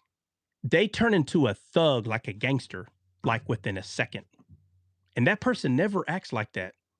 But they get around they're like, yeah, what's up, bro? Like they become a thug. And I'm like, the heck am I looking at here? They laugh at everything, even if it's not funny. And I'm like, that was the stupidest joke. Why are you laughing at that? So they get in the vehicle and I go, hey, bro, what the heck was that? What? I mean, I wasn't there but 10 minutes. Matter of fact, I couldn't have lasted 11. I was about to pull him out of his hair. Say, hey, bro, let me go take you to your vehicle. You come back over here. I don't know what the heck this freaking circus y'all got going on over here. What the heck's going on over here? And again, it was a couple years ago, but I didn't understand this, what I'm explaining to you. I knew I could see, so I was like, what the heck is that? So, of course, I asked him. I said, hey, bro, what the heck was that? What do you mean? Anyway, what I just explained to y'all, I explained all of it to him. And he goes, I don't know what you're talking about, bro. You're crazy. And I'm like, I said, I recorded that. You don't know what I'm talking about. I'm like, okay, wait a second. There ain't no way that he just told me he didn't see none of that. So I was like, okay. I said, I'm coming over here again one day. I'm bringing him over here again, and I'm going to try to film some of this or something. And I was going to put my phone out and film it, but I was like, man, if I do, bro, he could get mad at me. All right, I'm just going to memorize one thing. I said, you know what? I'm going to make a note in my phone, and I'll never forget what it was. So they're sitting there doing their family role thing, and I got my phone out. I'm just waiting, and he's already talking like freaking Master P. You hear me? And I'm like, what the heck? So he just started, oh yeah, okay. And the joke, it was so dumb. It wasn't even a joke, it was just like um it was a left-footed thing, like a clumsy. It was a clumsy thing. And you got to understand, my family member is a pretty squared away person, but the role in the family is he's the most clumsy. I don't know what they're talking about. I have never seen anyone be so unclumsy in my life. But see, when they were growing up, he had just happened to be so clumsy. So it stuck, and everybody plays their role. And I'm watching this happen. I'm like, oh my God, does everybody do this, bro? And I'm sitting there telling you, in the high 90 percentile, pretty much. And you got to cut it as quick as possible, man. So I happen to remember that one of his brothers goes, oh yeah, we're going to be like so-and-so over here and fall off the bed, and he's like, yeah, bro, shoot, no saying, and I'm like, what is going on at this friggin' clubhouse over here? So I bring that up to him and I say, hey, bro, that wasn't even funny. And he goes, well, bro, you don't understand, bro. You know what I'm saying? And he's talking to me. I say, hey, bro, stop talking to me like that. He's like, what? I was like, just give me 5 minutes. I play some music. We drive all 20 minutes go by. We start talking again. He's like, hey, so metaphorically speaking, if a man was to travel I say, hey, bro, stop, bro. I said, are you on like antidepressants? What's going on with you? He goes, what are you talking about? I said, what? In my head, I said, that's it. I'm recording it, bro. He's going to act like he don't know. So about a month go by or something. And I had an opportunity to take him to his family. I said, oh, no, I don't care. This time I'm recording it. We get out there. As soon as he starts Snoop Dogging it, Bubba, I'm recording it. And I recorded for like 2 or 3 minutes and I stop it. And I said, there ain't no way he's going to sit here and deny this now. So when I take him to this other place, he's interacting with everybody else. Irvine. And I'm like, oh yeah, I recorded. Bubba, I put them suckers side by side. And I said, hey, you're going to sit here and tell me you don't see the difference between this guy who I know and this one when he hangs out with his family and he's looking and he's making a face like, what? And I'm asking, I said, hey, this guy right here who's Thuggy Fresh, this dude right here, that's the guy we work with. And I bring another guy. Well, I don't work there, but I'm saying but I brought a friend. And I said, hey, have you ever seen him do this? And he goes, yeah, I have seen him do that. So now there's 2 of us telling him. And he's like, oh, well, I mean, I just act like that around my family, da-da-da. But again, I didn't understand what I'm talking to y'all about. I didn't understand. Okay. It wasn't until a few years later where this clicked, what I'm talking about right now. It's pretty recent, right? Where I understood this thing that I've been asking God, what is this? And I feel like, and I'm like, no. He doesn't not answer. No. He answers. We're the ones. We're the problem, not him. Us. We need to get on his understanding. So, when it clicked, like, oh Lord, the roles. I let the role come in and play its part, and I should have never allowed the role to happen. Right. So I'm saying not only have I seen this myself, I hear about it, and I'm throwing that out there because this is what Jesus was referring to when he said, "It is finished." And I don't know how to make this any more simple. I try to explain this very thoroughly, what it is that I'm explaining. And when he said, "It is finished," it was from on the cross, he cut that thread. You understand? Not from him, from the first Adam. From the first Adam, he cut it. Why? Because he's an Adam and he has that authority and dominion. You understand? So when he said it is finished, it didn't go to the law. Somebody remind me again.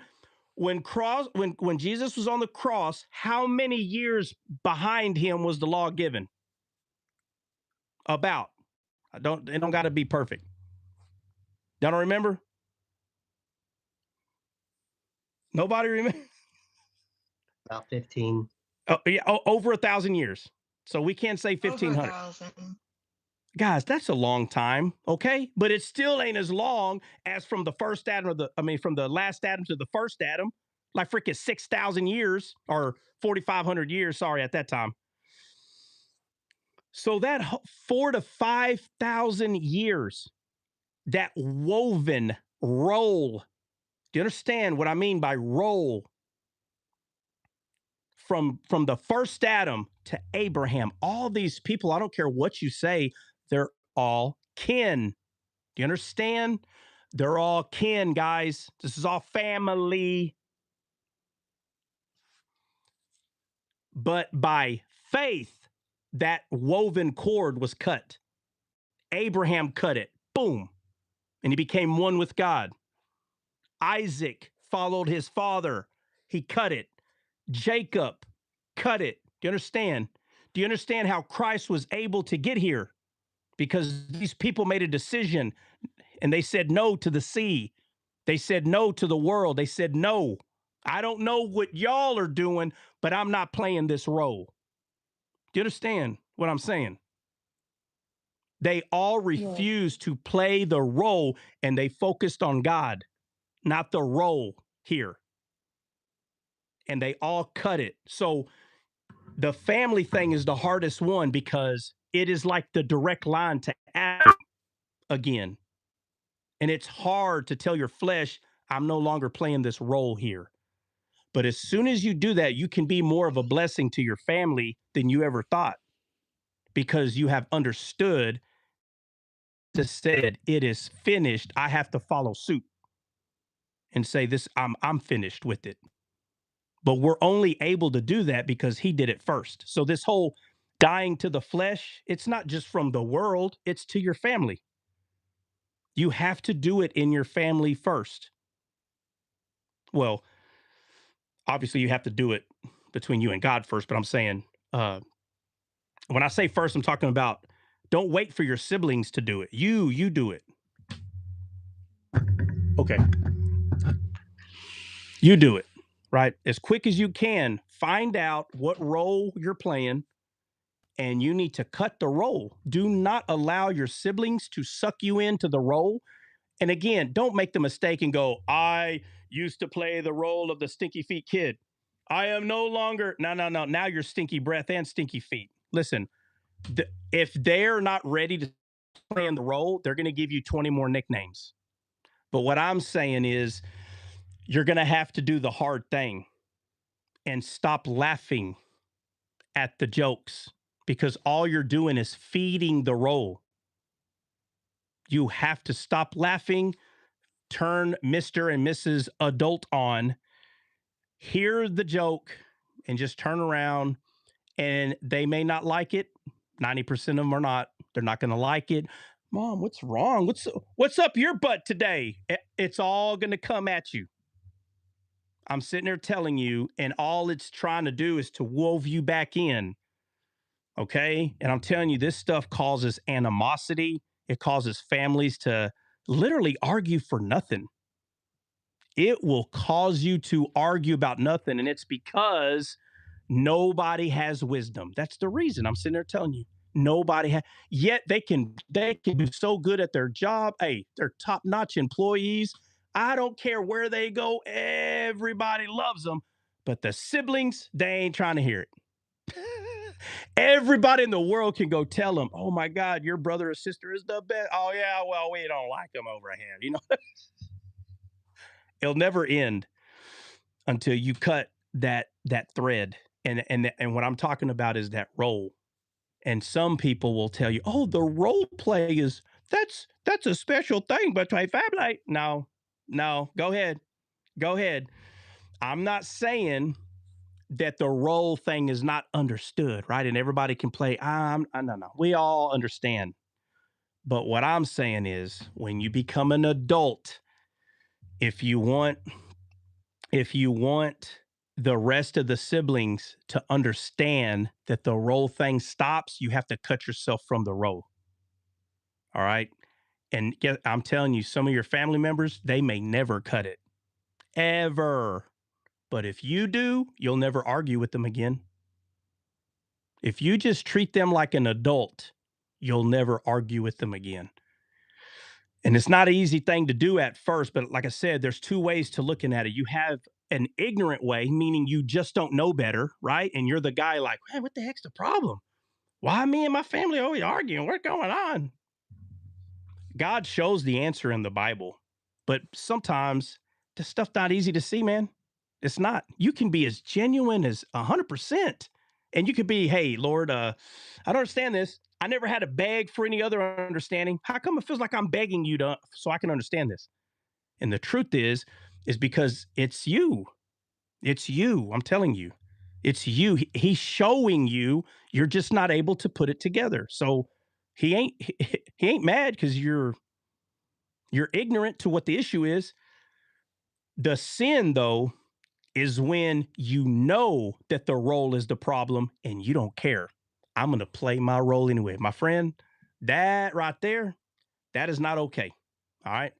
And that right there, me personally, I want nothing to do with that. I don't want nothing to do on having an understanding that my role in the family, it could cause a trouble between my siblings at my age. No. Ignorant? Okay, fine. That role may get me because I'm ignorant, right? You understand? It may get like kind of like if the dog bites me, shame on the dog. But if the same dog bites me again, shame on me. Hey, that dog may have bit me. It ain't bite me again. You have to quickly see and write it down on paper. That brother, this is their role. It doesn't mean you agree with the role, but that's the role they play, man, ever since y'all were little. You understand? Write the roles down and understand everybody's role. That way you can understand why they act the way that they do. And I'm telling you, you will have more grace for them than you ever had because you understand how y'all, understand what I'm saying, y'all created each other's roles. So now let me ask you this. If you helped create these how do I just straight if you help create these unhealthy roles for one another, now help me understand at the developed mature age person that you are now. That's number one. Two, a child of God, you understand that. And three, you haven't been as intimate with God ever in your life. Tell me, how are you still allowing the role to play in your family when it was the immature you that created it? I'm telling you right now, this is a very deep understanding about how you interact with your siblings if you're able to hear it. Okay. So don't point the finger at your siblings. Don't do that. Don't be stupid and do that. Don't do that. You need to know where your role is and you need to ask yourself, is this healthy? For me at this age to be still playing this role? If the answer is no, my friend, you might want to stop. Okay. Again, notice what I'm saying. You have no problem anywhere else, right? And when it comes to your sibling, you're like, well, you know what? I think my sibling's demon possessed. Oh. But when it comes to your sibling, you're like, oh, yeah, my sibling's demon. Something's wrong. My siblings, they don't know God. They're demon possessed. No, my friend. Absolutely not. That ain't it. That ain't it. You need to figure out what it is. Okay. And I figured it out. Okay. And I'm telling you that you have to cut that cord. And that means no more. I'm not playing this role anymore. So your dad can see you as, oh, my baby girl. Your sister can see you. Oh my God, you always think you're smart. You always think you're smart. Your mom can see you as, oh my God, if you would have just married a doctor. Every one of them has a different role who you play in their head. And your job is to no longer be that role. You are not 12 years old. I know you love your daddy to death. Okay. But stop making him believe that my baby girl, like you're still 12. You're not 12. It may hurt him for a little bit, but if you keep playing that role, then mama's still going to play her role. And guess what? That means you are still playing those two roles. And that's why your sister and you don't get along right there. So if you prayed to wonder what is going on, my friend, count this as an answered prayer right now. Now, tell the truth. Put a 1 in the chat. If you have been praying for this breakthrough right here, put a 1 in the chat. Put a 1 in the chat. And don't do it right now because I don't give a crap whether you do it or not. But you know who does give a crap? God and you and your family. So whenever we get off the live, you can go hit the knees and you could tell God, thank you. I knew the breakthrough would come. Oh, they come. If you're patient, they come. So again, the topic was Jesus said, it is finished. I literally explained to you in one of the best ways on what he was talking about when he said, it is finished. I'm sitting there telling you, guys, this involves the law.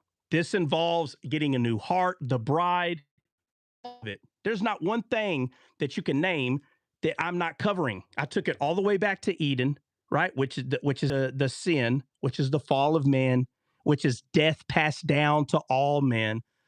But I'm explaining it in this chord, okay? And I'm explaining it this way because even though it's been cut from us, right? The Bible says we're not of this world. We're in this world, but we're not of this world. But you know how Satan keeps us in the world? By your roles in your family. So he'll try to use your family to get you to argue, to have strife. And in the back of your head, you rather come to descale. You're like, I'd rather go to descale. What's wrong with you? There ain't nothing wrong with him, her. There ain't nothing wrong with you. We live in a fallen world, and our job is to figure out what is the problem now. If he said it is finished, well, it don't seem finished then. Life sucks. I can't even hang out with my own family. No. You can hang out with your family. You just can't play the role any longer. You can't. You need to respect them as an adult, and you demand respect from them, but not in the way that they need to do it. Okay. Just, if they're not going to give you respect, then you have to remove yourself from them a little bit. You understand? Boundaries. Boundaries is just not for strangers. It's for family too. All right. So, oh, I'm sorry. Troy, what's up, homeboy? I got a question. What's your question? Reminiscing isn't okay? No, reminiscing's fine, but reminiscing is all y'all know y'all are reminiscing. You understand? Like y'all all are saying, hey, remember? There's nothing wrong to say, remember. Hey, do you remember? Tammy, I'm not talking about saying the words, hey, you remember that one time? I'm not talking about that. I'm saying if you're still playing the role. If you're still playing the role, you're not saying, hey, do you remember? That's not what you're saying. You're like, hey, stupid, come here. That's not saying, hey, remember? That's reminiscing, right? Now, don't get me wrong. I know it's going to be hard. I don't want anyone to say it's hard, okay? But what I'm trying to tell you is when you know that the role is the issue, you'll cut it, okay? Is it fun to do the whole, like Tammy, the reminiscent? No, go ahead and say, hey, do you remember? Do you remember? But keep it as a memory, not you're still in the role. Y'all are freaking 30, 40 years old and you're still in the role. I'm telling you, it's going to cause problems. So why do people become so easily offended? Oh, Troy, boy. Hey, Trout, I got a question. Go ahead with your question. Why do people become so easily offended? Oh, man, that's funny, bro. That is funny. Mm-hmm. They didn't have their coffee. Hey, Troy, somebody answered you. Who was that? Giving Grace? Because they didn't have their coffee. All right, so guys, why did Jesus say it is finished? Right? You have it is finished. Guys, the is means is in the Greek. Okay. It means is. The it and the finish, though. What's the it? And it's the cord. He cut it. Jesus cut it from mankind. Bam. That's the it. It's not just the law. It's all the way to Adam, that thing that was woven. And they go, oh, yeah, well, that's sin. Well, yeah, duh, that is sin. But what I'm trying to tell you is the way that I'm trying to explain it to you, okay, it's not just sin. It's a lot going on there. So I showed you what the it was, finished. What is the finished? He cut it. Boom. Because he became it. As soon as he became it, it was cut from us. All of it. That role has been removed. We no longer play the role. Right? We don't play the role. So Paul says, well, you know what? It's already about to be 5:04. Okay, so I don't think I got to explain. I mean, obviously, I could go into Paul's writings and show you how it still relates. But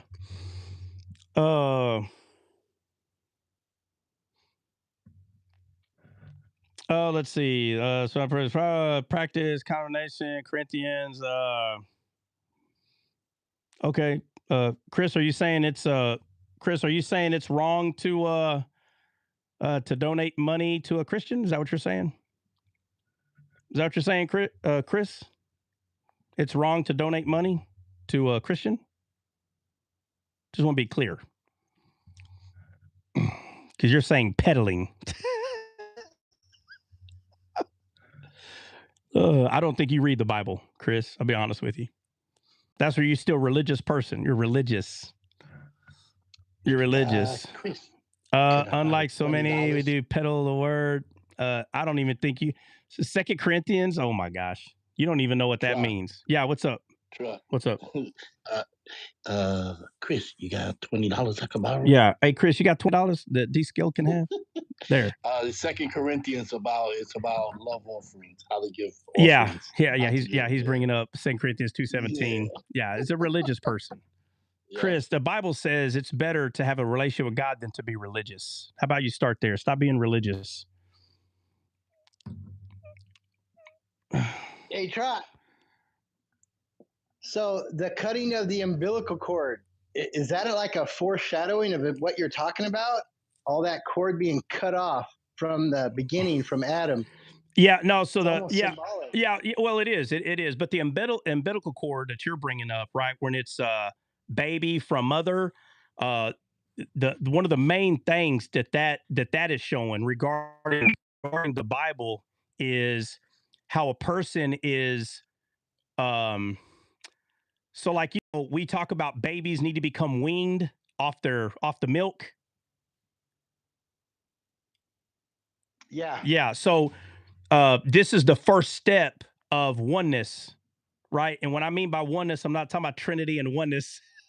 I'm saying like, you know how you have some moms, they'll say like, don't mess with my children. I'm Mama Bear and I'll come get you. You know how you hear them say that?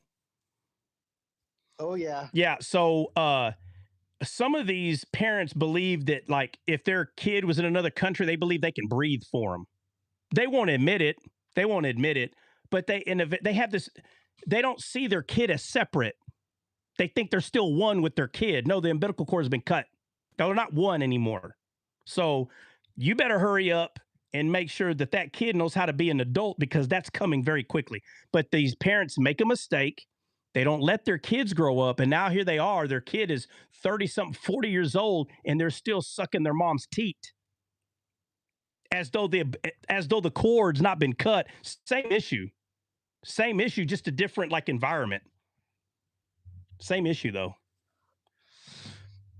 Yeah. All right, guys. Anybody got any questions about what we talked about? Because we got to go.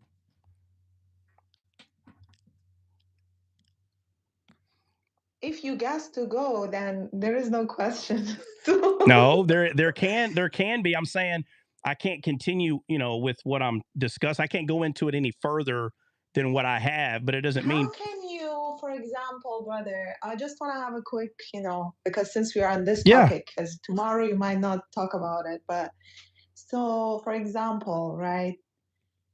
I don't know, this girl became a this girl family today. With my mom and my brother, this is an issue, right? So me and my dad are pretty much like I have the most discussion about Jesus and God and all the teachings with my dad, right? So if my mom she's around, she hears it here and there, right? Because Yeah. we are talking FaceTime. So there is this issue, like with my mom and my brother, exactly how you just said it. Like that she thinks like he is almost 28 years old, but she's treating him like literally like a little kid. She investigates him, she sends people to watch over, like outside his house, who goes in, who comes in. Obviously he was living in the same building with him. And then I started like talking to my dad, and we decided like it's not good for him to stay in the same building. He wanted to go, because of my mom putting so much pressure, exactly how you mentioned it. Yeah. But even now he lives somewhere else. It hasn't been even like a couple of months.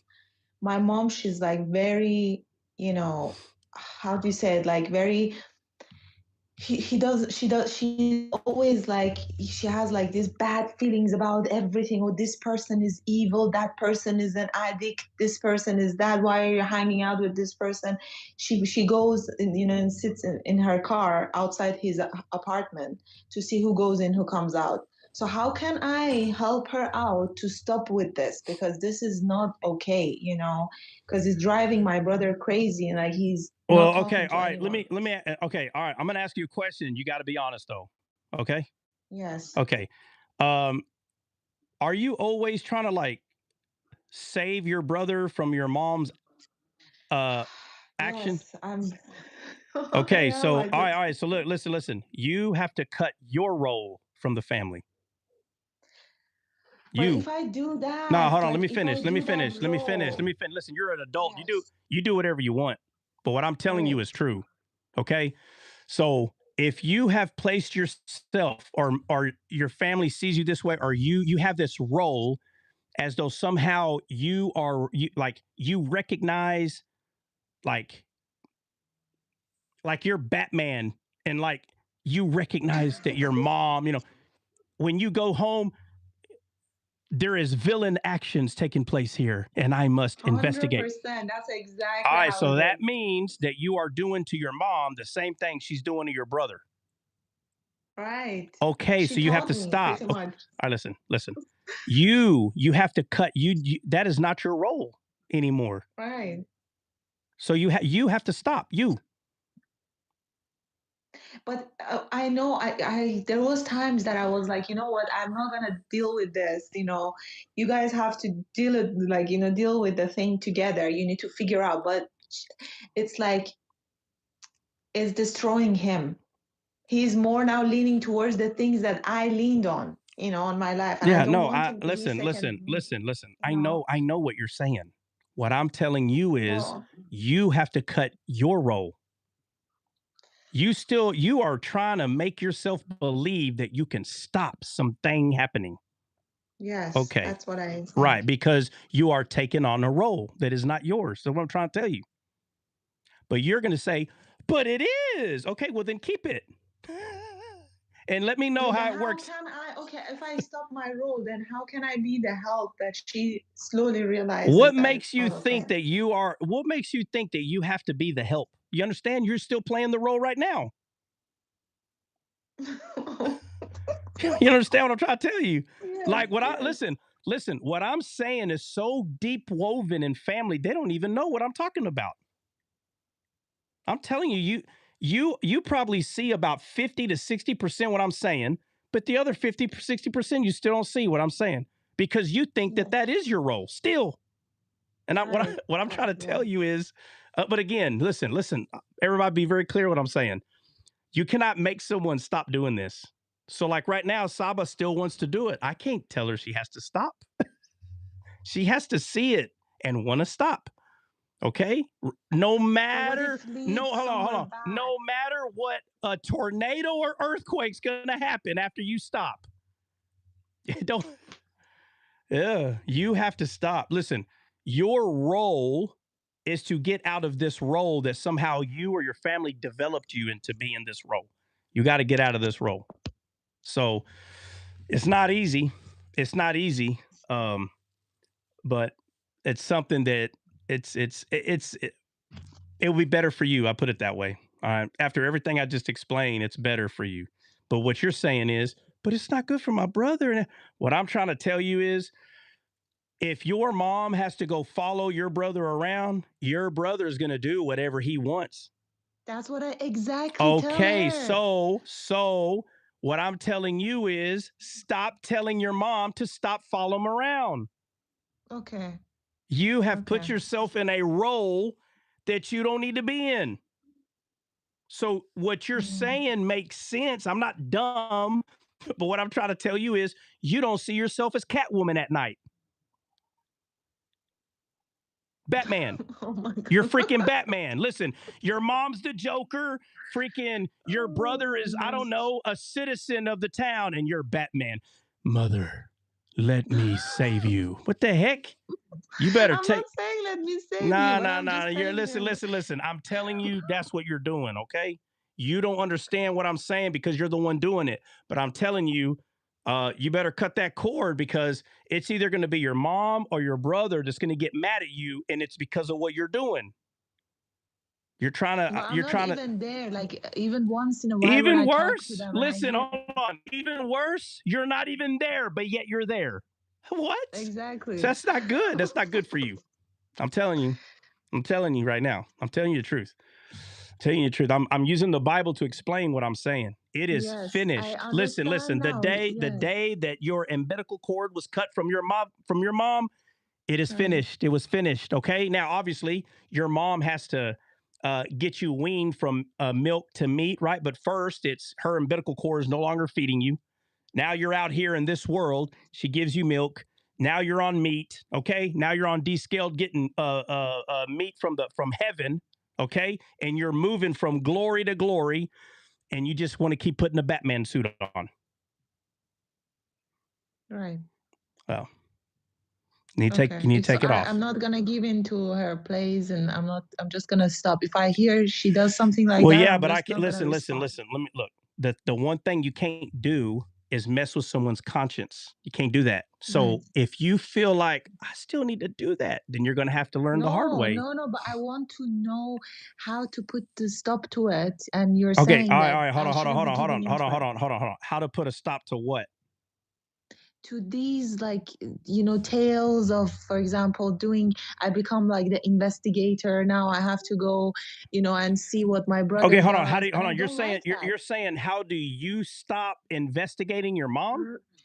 No, how to put a stop to all of this. Like my mom, she stops that. Like I stop it. Like everything stops. Bro. Honestly, I'm No. tired. Here we go. Listen to what you just said. How do listen? How do I, Batman, put a stop to all of this? I'm trying to tell you, you have to stop being Batman, not put a stop. Okay. You can't put a stop to what your mom's doing. You stop. Okay. You have to stop what you're doing. Mom, don't follow him around. You're still that. What are you doing? And you're like, trust me, I know what you're saying. But she's gonna hurt my brother, and she's gonna. You're totally missing what I'm saying. I understand that it looks like an earthquake. Something bad is about to happen. But what I'm trying to tell you is, you're on a. Oh, what happened? I don't know. I don't know. Come on, guys, stop messing with. I don't know. That's weird. I didn't do that.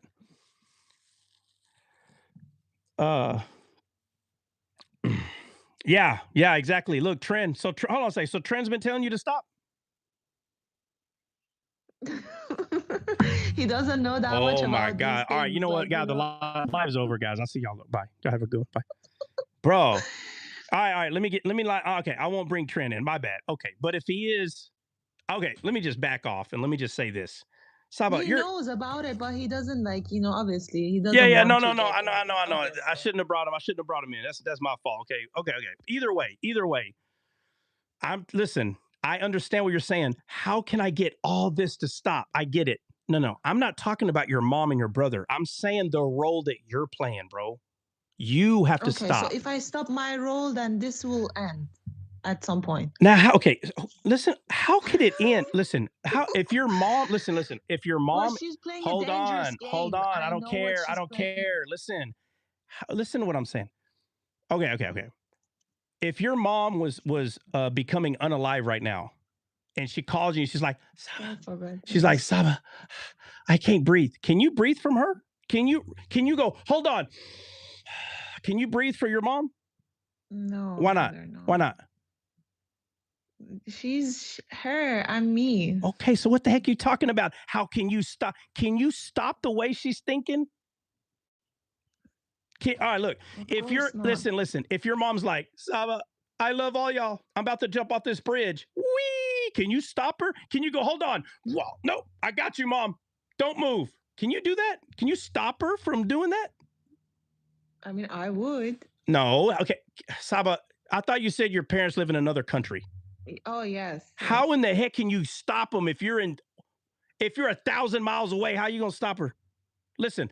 Right. I thought you meant no. Listen. I'm not talking about with your physical hand. I'm saying that with telekinesis, you got and you get control of her body, and she can't move. Hold on. No, listen again. You cannot physically breathe for her. You can't get in her body and make her move around, right? Right. Okay, but for some reason you believe you can stop getting her to think the way she's thinking. How's that make sense? No, but I just asked. No. Listen. Can you stop the way she's thinking? Can you stop it? No. Hold on. Of course not. I cannot stop. Hold on. We got to meditate on it because all you're doing is saying no. Let's meditate on it. Can you breathe for your mother? No. Okay. Can you physically stop her, like with your intellect? Can you and like, no. Mom, it is me in your body. I'm taking you home. Can you do that? No. Okay. So you can't do those two things. And you just admitted that you cannot stop the way she's thinking. So listen, right. If you cannot do those three things, tell me, please, how are you going to stop her for acting crazy about following your brother around? How? I don't know. I'm asking you. I'm telling you, listen, I'm telling you, you can't. That's what I'm trying to tell you. You can't. Okay. So now all the stress is yours. Now all my brother and my mom. Bruh, put a gun to your head. Boom. That would make the whole thing easier. But that don't make any sense either. So now we have to ask, well, then what can I do? Well, guess what? Finally, the question was asked, what can I do? There's nothing you can do. That's the answer. So easy. Can you take away your mom's dominion in this world? Can you take it away? No. Are you God? No. Can you take your brother's dominion away because he wants to go sleeping around and hang around a bunch of these idiots? Can you stop him from doing that? No. Can God stop? Advise him, hold on a second. Hold on. Can God stop your mom? God, yes. No. Oh. God's the one that gave her dominion. Right. Yes. So he's not a liar. He doesn't take away her dominion. He gave it to her. Can God stop? Listen, I'm not asking if he has the power to stop. Is he going to stop what they want to do? No, bro. So if God's the one that gave him the dominion, what are you doing? Antichrist trying to take their dominion away? What? You Antichrist now? No, I cancel that. So how does that make any sense that God gave them free will and you're like, no, how dare you give them free will? It's my will, Lord, not your will, my will. Come on. Okay. But she's also taking his free will. Who is? My mom. Okay, so your mom is being just as dumb as you then, right? Oh my God. Right? That's what you just said. So, okay, Maybe, so hold on. yes. So your mom's doing the right thing. No. No. So let's act like your mom then. So your mom's being dumb. Let's just be dumb with your mom then, right? What are we talking about? You have to understand what I'm trying to tell you. I don't care that your mom's doing the wrong thing, bro. It doesn't mean you do the wrong thing. What are we talking about? It's wrong. I'm trying to tell you. It's wrong. But this is why I went over this today, because people are not seeing the role. They are not seeing that the role that either they or the family put them in, they're not seeing that it's wrong. They're not seeing it. It is wrong. I'm telling you. So what if, for example, they asked me to go be a watchman, like they're like, we're not going to contact him, but you be in contact with him just to see what he's doing. So when I say, should I say no to this too? Okay, like, no? I'm sorry, I'm not understanding. Tell me another way. So, for example, Yeah. like, they're not in. Hold on. Don't say they. Give me a who's they. My mom and my dad. Okay. All right. Your parents. Okay. Yeah, they had this huge argument. My brother is not answering them anymore. Like, he's not responding to their phone calls. Yes, Okay. anything. Right. So he stopped talking to them, which I genuinely, I admire that, because that I would too. I would too. I freaking helicopter 100%. parents in my 20s. Yes, exactly. Matter of fact, let me say, I would move and I wouldn't even tell them where I'm at. That's how crazy that is.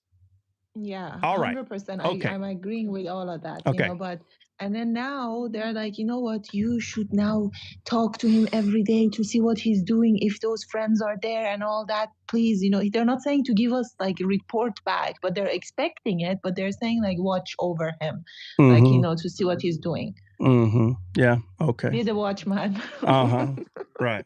Okay. So what's your question?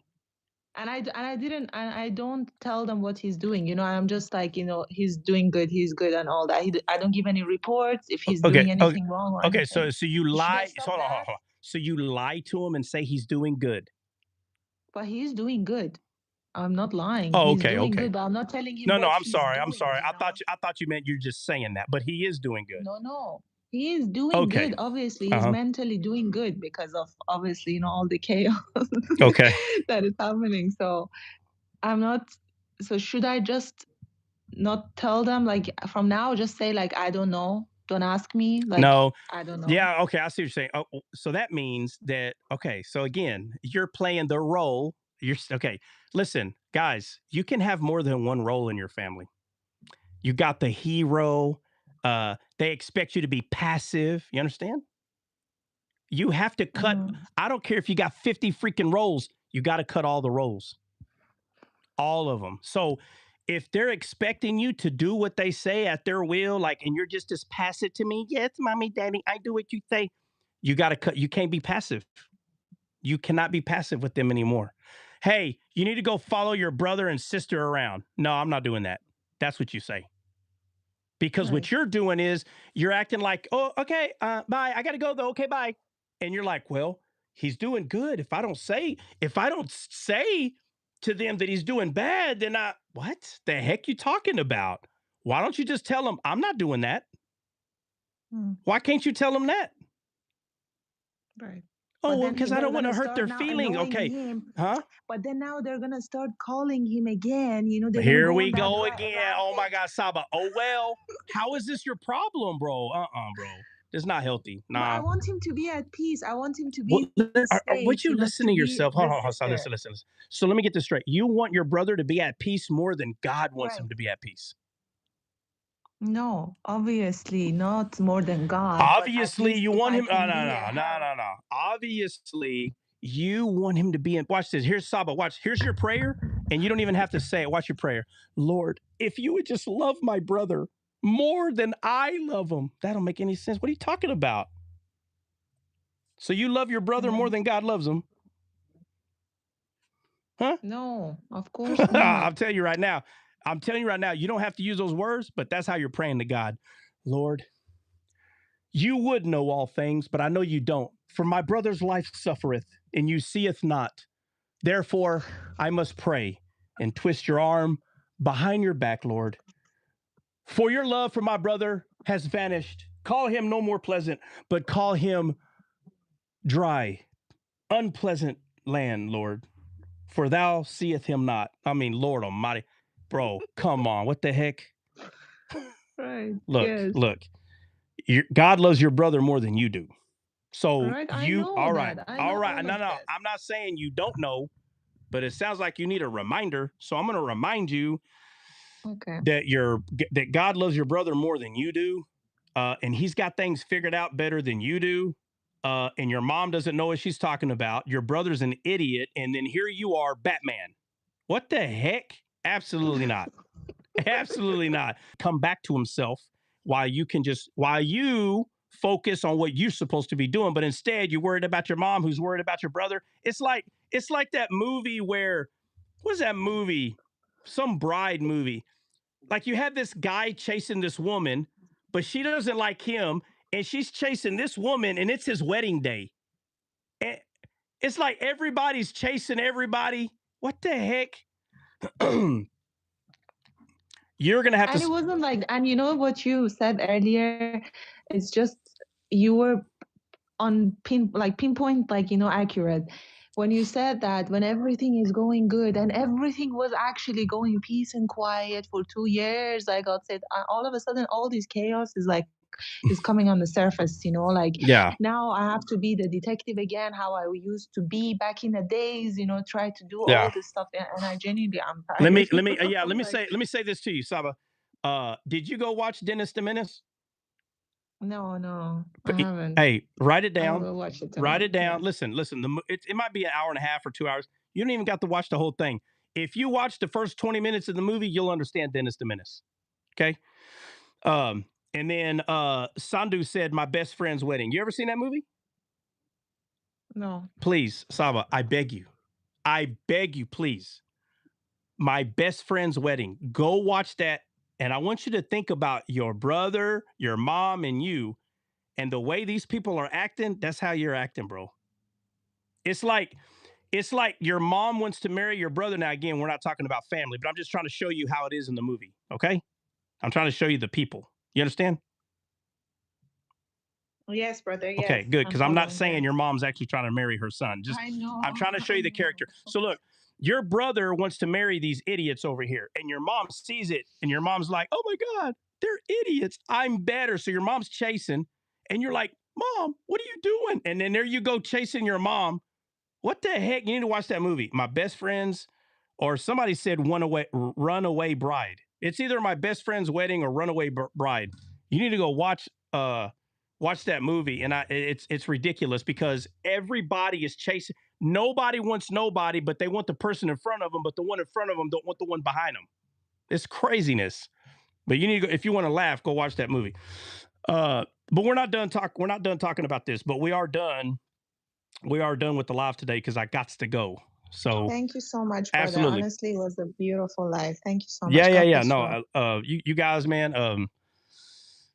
One day at a time. One day at a time. So we'll talk about it. Bring it up again, Sabo, and we'll talk about it again. So we can. Are we gonna go over Nehemiah tomorrow? Well, yeah, we should. We should. Okay. Yeah, we should. Okay. All right. But anyway, God bless, guys. We're out. We'll see you in the morning.